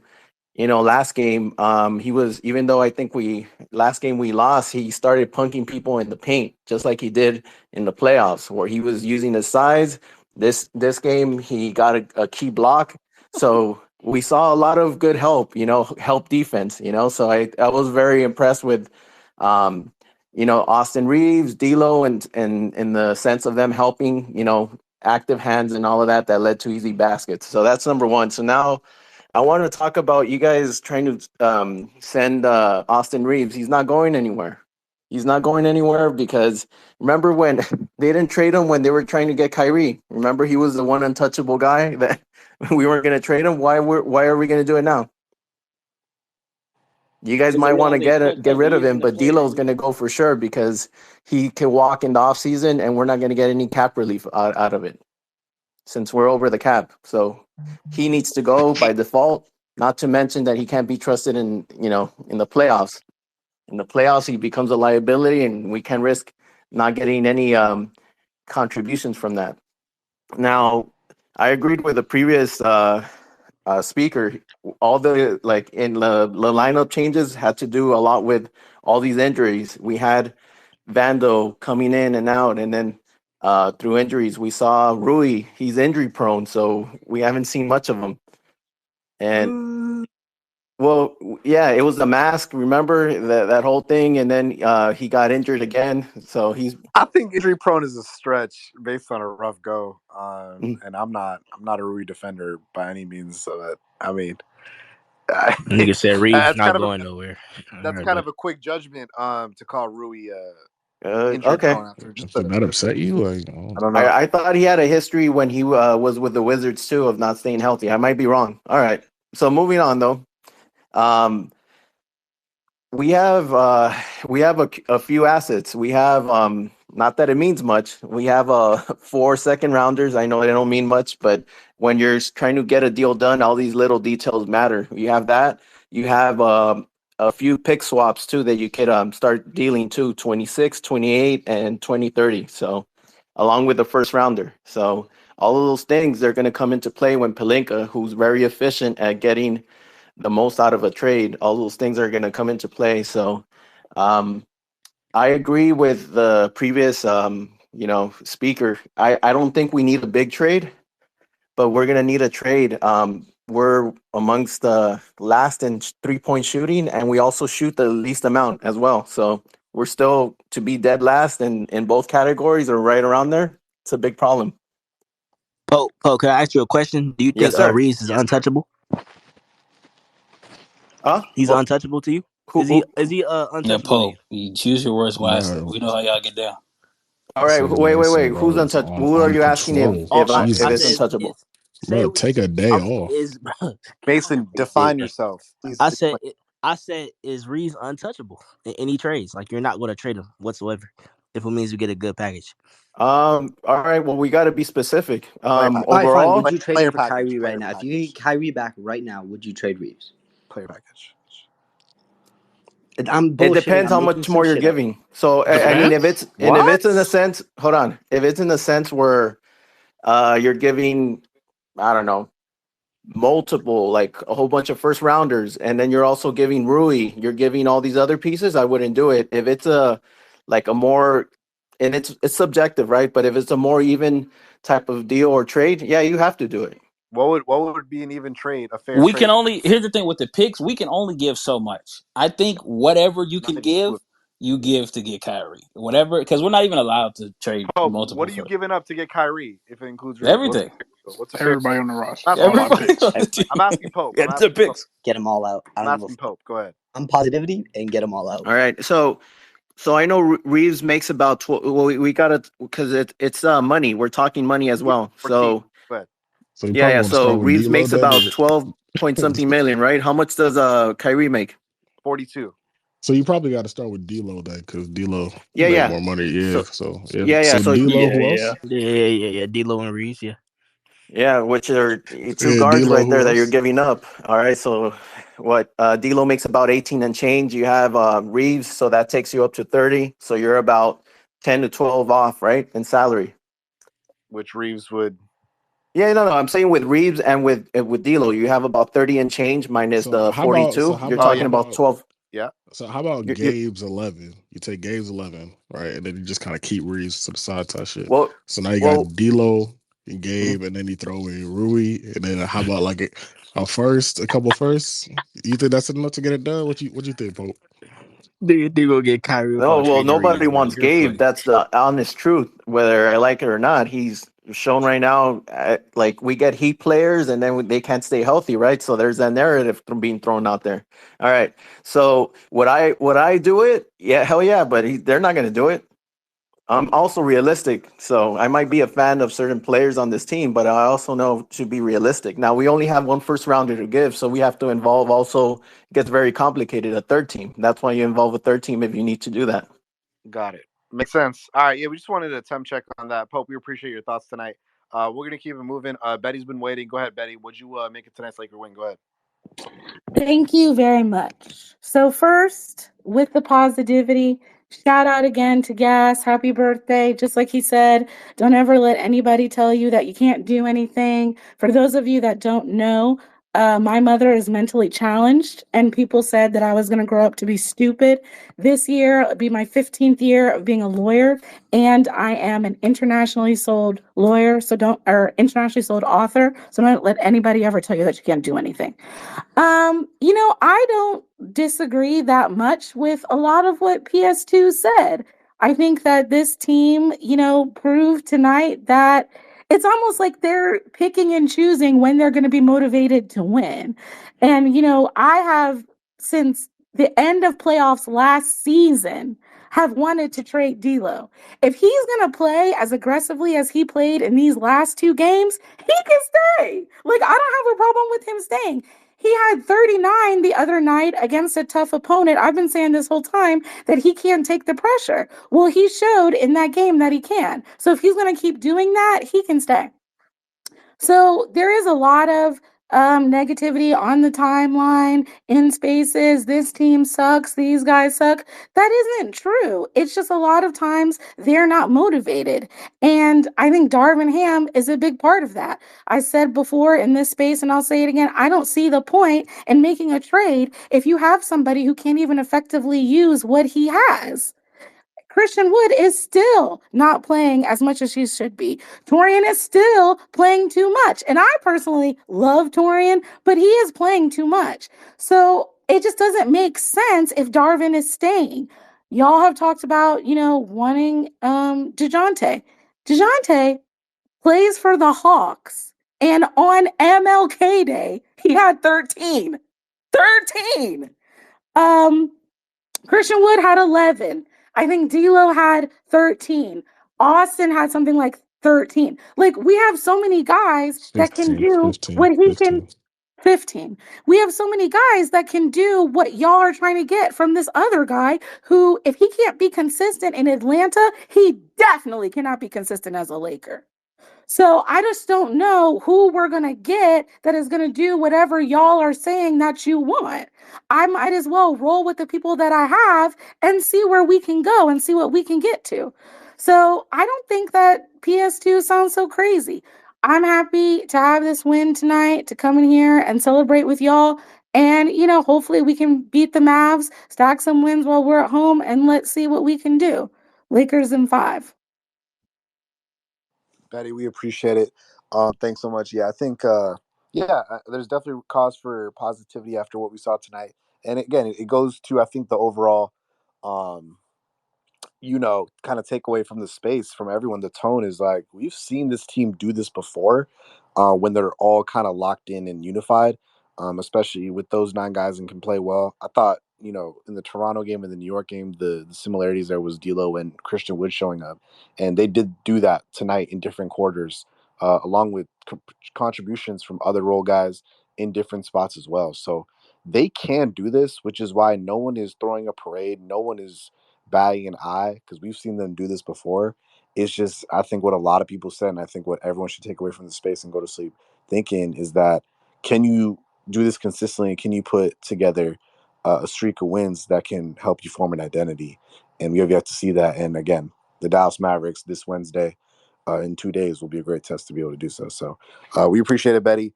Wait, one more thing before you Go move on. I forgot to say this. I don't know which one of you added me, but whichever one of you it is, you're diabolical because I was literally putting in the comments that I was going to have to go because it was 2 a.m. on the East Coast, now 2:55, and I have to go to bed. And I literally, as I was writing that, I got added. So I stayed. So whichever one of you did it, you're diabolical. That's it. It was James for sure. Probably Zay. Betty, we appreciate it. We're gonna keep it moving though. We have a delusional Lakers fan here in the space. Not sure how delusional she is feeling after a win tonight, but go ahead, delusional Lakers fan. The mic is on you. How you feeling after tonight? Hello. Can you guys hear me? I'm like in a loud space right now. Yeah, we Yeah, can we hear you. Do I can. sound crazy right It Well, you're depends. fine. now? Huh? Yeah, it depends. You're fine. It depends how Betty, why you laughing? Okay, I guess I'll just join another time because You like sound crazy, my but go ahead, background girl. right now is like, I'm so in love with you, kind of like the vibes, the R&B is on. So I feel maybe that. I It's should crazy. join another time. What you guys think? Yeah, whatever you want to I do. mean, I could Whatever also you we want to can do. turn this into We a gotta karaoke see. space too. I could start singing if you guys want that, but like you guys let me know what you guys feeling today because I could start singing. How do you guys feel about that? I don't I don't know how Sub feels, but I kill sorry. I don't understand what's up with these character. Like, first the Pope is in character, and then Darvin Ham is in character. Why are people living up to their names when they come up? We like this sounds like someone is delusional. Do you want to sing or I not? Do you mean, want to speak in well, this? I'll Chris leave it up Brown to just you. It's came not. on, so that might be too much for you guys. But well, I actually didn't watch. Does Chris Brown have any Laker related songs? Okay, can I talk now, or are you gonna keep talking over me? All right, Okay, thank you. So go ahead. anyway, I don't even know your name. thank you. You guys' favorite coach is in the building. Shout out to the other woman up here. Shout out to Betty. So I didn't watch the game, but I'm just happy we won. Like I just wanted to. Who is trying to interrupt me right now? Who is trying to interrupt me right now? Okay, thank you. So I have a few things to get off my chest. I just thought that I'd, tune in to talk. DJ, I don't appreciate you laughing. Thank you. But the thing about it is that I changed my name from like kind Lakers fan. That was an inside joke because Clipper fans tried to come at my neck like a few weeks ago, and they were saying how like, okay, this is actually a funny story, so I'm just gonna tell it since I didn't even watch the game and like now I have a mic, so thanks. But basically what happened last week was that I had tweeted some shit at this Lakers fan. I forgot his name, this Asian guy. And he was like, I had tweeted him saying that, he needs to worry. He had tweeted saying that we weren't worried about firing Coach Ham when we won the IST. And so then I responded, I was like, you got to worry about how you guys are about to have a new stadium where you guys have no championship banners to hang, right? Am I right? Thank you. So then he responded and tried to tell me that I was a hypocrite for like tweeting about being a kind person, and I'm coming at their neck, right? So I was like, look, if you want the smoke, I got it. So I just muted the conversation and let them, argue with themselves. But the whole point is that they told me that I'm not kind. So I changed my name to Kind Lakers fan. So that was the story I thought that I'd tell you guys. But anyway, besides the point, now I'm back to being delusional Lakers fan. And I didn't watch the game tonight. I was busy doing other things. But, I'm just happy we finally got a W because I'm tired of seeing all these L's. And I'm really upset about these standings and where we're at right now. And I can't even try to tell you guys what we need to fix because obviously I wasn't watching the game today. But what I do want to say is that trade everyone. I just don't care right now. Trade everyone except AD, Braun, Rui, and Reeves. Okay, don't make my baby daddy. Well, I'm not gonna say that. Hold on, let me backtrack. Don't. Wait, which one is your baby daddy, Rui or Austin? Y'all can find that out on your own. But anyway, Rui, she said What? Rui. moving right How would we along. find that The out? streets, That the Hell yeah. sounded streets. We suggestive. don't got to get into my dating life because that's a whole different story for another day. This nigga But you Zay, this pres. nigga Oh, Xavier in Y'all got shambles questions? right now. Y'all got questions about my dating life? Because we can get into that too. Y'all got What questions? up, y'all? Y'all got questions about my dating No, life? no, no, no, no, are no, you? no, no. If you're dating a Laker, we have questions about your dating life. If Well, you are not, She's anyway, unfortunately, not, so we don't. moving along, we know who she is. moving along, moving along. So back to what I was saying. The father of my future children that I don't have, he doesn't need to get traded. But, I would really appreciate my favorite white man ever to exist, Austin Reeves, to stay on our team. So, I really would not like him to go anywhere. And if we want to get into the conversation about Caruso, like, obviously, I'd love for him to come back. But I actually don't even want to get into that conversation because it makes me sad and I don't want to cry right now. But, I don't really know. I don't really know what I want for the team right now. I'm just putting my trust in Rob and believing that something great is going to happen for us just as it happened last year. Where we're at right now feels a lot like this time last year, and I really hate that for us. But I just really hope that something great comes out of this time because I'm tired of being delusional. I'm tired of being sad. I want to be happy. I want to be a happy Lakers fan. So let's hope for the best. That's kind of all I've got to say for right now, since obviously I didn't watch the game, and I'm sure everybody else has already covered great points. So I figured I'd just give you guys some entertainment. Thank you for handing me the mic, and I hope you guys have a great night. We will now. All right. Yeah, appreciate it. Delusional Lakers fan. If you were entertained, Give me a thumbs up. Thumbs Can up we if that turn or this moved into not. you. karaoke now? Because I want to. If Yeah, that moved you, let me get a thumbs up, please, in the that's comments. gonna, yeah, it's gonna do it. We're Wait, gonna we keep it can't turn it into moving. karaoke? All right. We're gonna keep it moving. I really want to keep it moving. I'm trying to sleep. We're gonna go to Zane. Zane, appreciate you waiting. What was your take on tonight's Zay, you Lakers a win? milkman for real. Bro, there's no way y'all make me follow She's that not up right white. now. Yeah, we got to start Absolutely somewhere, not. Zane. So Y'all trying to make me follow that up right now? we're going to you. Yes, sadly, you are. Yeah, it's gonna be tough, Zane. I know. Like, all right. Shouldn't You be want too. to say something to her, Zane? No, dude, I was thinking about what If she like just had it. she made PS2 bounce because I was going I was thinking about what PS2 said because Go ahead, bring it back up. I think we need to no, because circle I back know to. because I know what he's feeling and we all been there. Like we've all been and we've had these discussions like multiple times now, like this late at night. Like I know Rome, like James, Xavier, like all you guys I know, we've had that discussion and it's it's still so confusing because like that the argument is still there, that discussion is still there. Like we have, it makes sense. Like we do have the talent. Like if we do, if these guys do play into their proper roles, like Gabe Vincent, like he mentioned Gabe Vincent and like Yeah, I think people are still like we're still. I think we wrote him off too early. Like he was supposed to be that POA guy that can space for us and shoot the ball. You know, he can play. Maybe he can play that position that D'Lo couldn't in that series with the Nuggets. He could have been the one to put us over the top. You know, shoot and play that defense. So I mean, yeah, I'm like, so I know we've been there before, and it's like it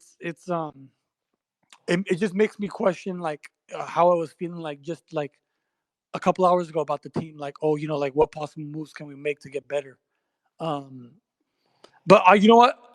Also want to mention that I think I like there if there is one really big positive thing that we do have going for us, which I don't think people have brought up yet, is the flexibility, the financial flexibility that we are positioned in right now. I don't think any other team, I don't think any other contender has. Um, uh, and I'm when I think we're sitting on a lot of assets. Um, that have a lot of value, even if we don't include D'Lo, who from the latest report, I think what day was that? Dan Wojcicki said that his contract is being looked at as a negative because I know that we negotiated that the no trade clause with him over the summer, which we all thought was a win, but his player option for next season is looking like that's hindering teams away from his value. Um, But I think just outside of that, though, if we look at it bigger picture, though, like Rui, obviously Rui, Christie, um, those guys still have positive value. Um, JHS, like I know it's early, he doesn't look good, but um, you, you never know. You never know, like front offices what they value, what they don't. But man, like I don't know, man. I can't. I swear I was in a different mentality, like thinking about like you know what upgrades that we should pursue. But like PS2 made that point, and I kind of got back like I kind of got back those feelings of like man, like the financial flexibility we do have though is like maybe it is wise to not like make such rash and drastic moves. But I at the same time like you know we're on that timeline of LeBron and Anthony Davis like right now like these guys are playing too well. Like knock on wood, they're healthy. Like we have the flexibility because like I know all of I know Rome was also tweeting about it. Is like it's crazy because the Hawks the Hawks asked the Knicks for quickly in a first rounder, and the Knicks weren't interested. Like his market is way lower than everyone assumed. Dejounte's. And then that coupled with the fact that Levine, like the report came out that the Bulls would have to attach an asset just to get rid of Levine, like that three teamer just like literally like wrote itself right there. Um, so like that day I was thinking, man, like we can literally pull off a 3-team trade, land both Dejounte and Levine, and ultimately keep Reeves. In that scenario. So like I was feeling that way a couple days ago, and now like I'm also like you see a performance like tonight, and you see the depth that we do have in guys that if they play their proper roles, like that maybe we can still keep that flexibility. You know, if we don't trade our first right now, we're gonna have 3 to play with in the off season. So man, I don't know. I'm confused. I kind of just want to let that off my chest. Thanks, guys. Nah, for Zane, I got a question for you, bro. nah for sure. I'm just gonna Uh, make it quick. yeah, I got a question for what does a What up? championship window for us like look like Nigga said, make to it you? quick. Like, because you're talking about like not trying to make any rash moves. Yeah. Like, do you think the championship window looks past this year, like into E- next year? I the as far as championship window, oh man, it's that's actually a really good question. I don't think a lot of people, yeah, no one actually talks about that as a topic. Like, championship window is one. I think the biggest thing is obviously like let's just take health out of the equation because there is no championship opportunity without the health of LeBron and AD. Um, it comes down to performance. Like, I don't think AD was playing at the level. Well, he was actually late towards the end of the season after they made the trades, but I don't think it was even to the level that he's playing at right now. Um, and it just depends on the level of how long the biggest key man, LeBron James, how long can he maintain this title window? Like, I mean, don't get like I know people that wrote him off 2 years ago. You know, they didn't expect him. They didn't expect him this level to continue. So, uh, who knows, man? What if LeBron can play at this level for 2 more years? That's essentially extending our window for 2 years. I feel like there's a mix of like, yeah, maybe, but then like at the same time, it's like we're kind of in uncharted territories where like he's the oldest he's ever been, and he's still playing at that crazy high level. Like Yeah. banking on him playing at this level at 41 years old, like honestly, banking on him playing at this level at 39 was like far fetched and it was a Yeah. stretch. So it's kind of hard to like. I don't know. For me We personally, I'm all in now. While I know LeBron James is where he's at, as opposed to hoping he's here in 2 years and trying to like cultivate what we have. Like, I don't think we have the time to try and cultivate anything. I think you have to like put your chips in while you still have a superstar top 10 duo. Because whether people don't want to hear this shit, but when LeBron's done playing, you probably don't have a chance at winning a championship, even with Anthony Davis, and that's like you gotta like, yeah, sure, having three firsts is cool, but like, what if LeBron James is like not playing on the Lakers in next year? You know what I'm saying? Like, I think you kind of have to, if you focus so far into the future, bro, you kind of don't like pay attention to what's in front of you and you neglect it. And I feel like that's kind of what we're doing right now. Like, if we don't do anything, you're essentially neglecting the fact that right now, LeBron and Anthony Davis are really good at basketball. Just like last year, we said the same thing. Like, yeah, bro, you guys can say it's not worth it to make a trade, but at the end of the day, I'm watching LeBron and AD play at a high level, and so it's actually worth it to make a trade because every time you have superstars, it's always worth it to improve your roster because you never know, bro. You never fucking know. Like, there's so many teams that thought their window was 2, 3, 4, 5 years, and then shit happens, bro. So you can't. The NBA is too volatile, bro. Nobody expected the fucking Thunder to be the second seed, except for maybe Goods.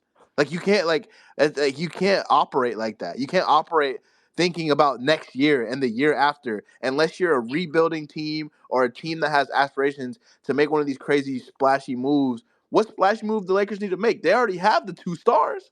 They don't need it. They don't need it. What? We're hoping we get 3 picks so that we can go trade for Donovan Mitchell or Trae Young. Like what's the you know what I'm saying? Like you can't look into the future when your president right now is 39 years old playing at a top 10 level. Like That's it should be literally that simple in my opinion. why I asked the question, yeah. bro. I'm like, I can't see how niggas is projecting anything past like this year, but like you Like I have to don't be care what all I don't in, care what bro. Austin Reeves or Rui Hachimura is going to be in If 3 years. I if don't give a shit.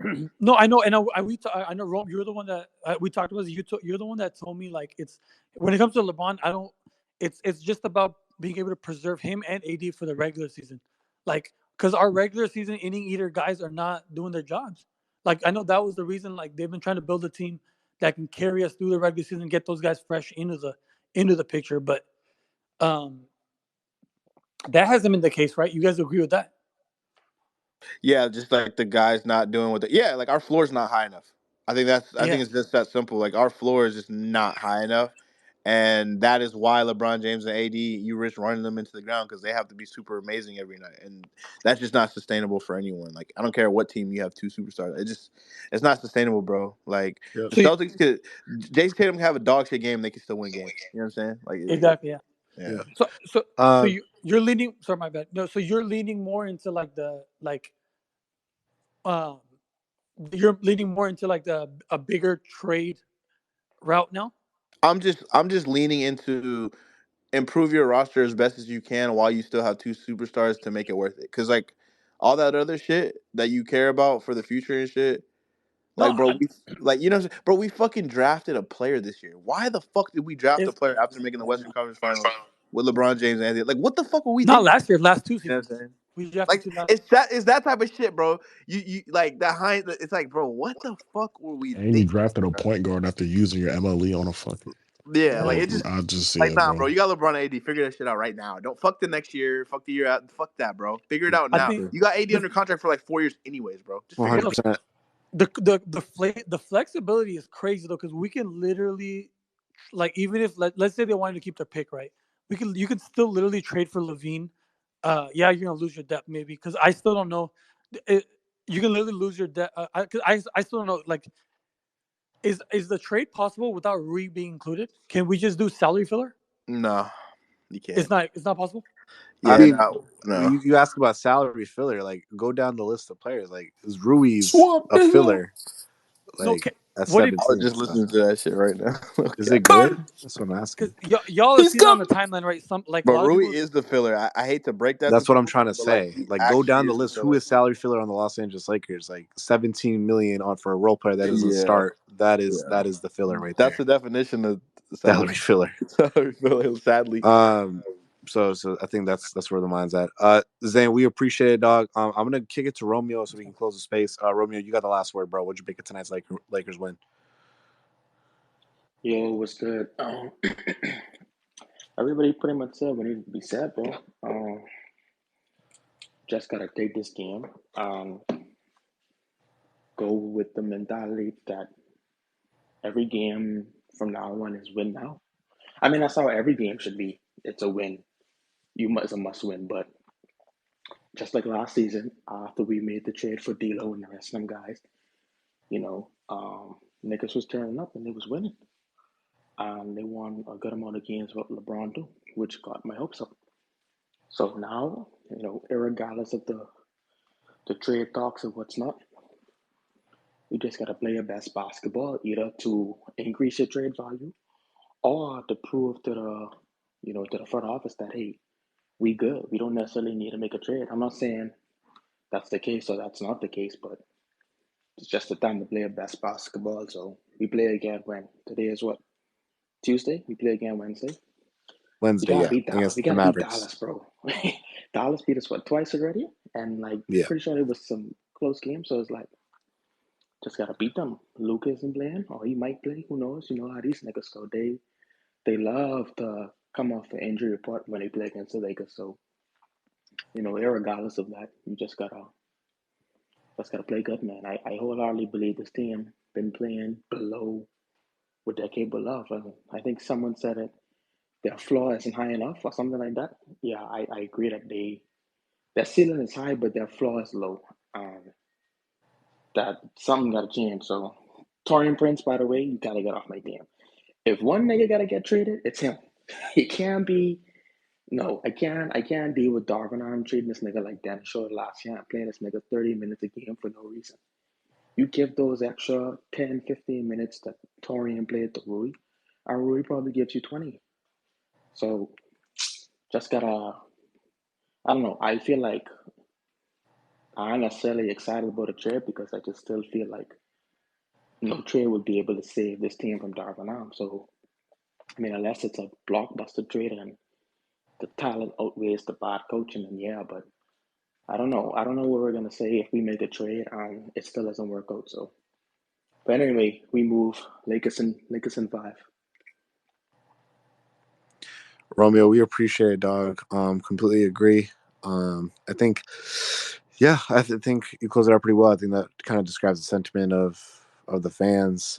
Great win, great step in the right direction, much needed, very necessary, but not gonna overreact till we see some consistency. So, Lakers play the Dallas Mavericks on Wednesday, and we'll see if we can resemble some sense of consistency at home, against Dallas. So we'll see what happens. We're going to close it on that note. It is pretty late here on the West Coast, East Coast, Mid Coast, wherever you're at. So we appreciate everyone tuning in. Per usual, again, follow the coaches if you haven't followed any speakers that you messed with. Give us feedback, DM us any feedback. Please DM my co-host over here. Any trade ideas you're liking, not liking, any sentiments that you had questions about, anything you want to discuss. Obviously, love talking hoops and love talking Laker basketball with any one of y'all. Obviously, happy birthday, Gas. Happy the boys got a win on, one of our favorite speakers' birthday. So much love to him. Hopefully, he has a great night, safe night. And we will catch you guys on Wednesday, per usual. Follow the account if you haven't. And go Lake Show. Good night, y'all.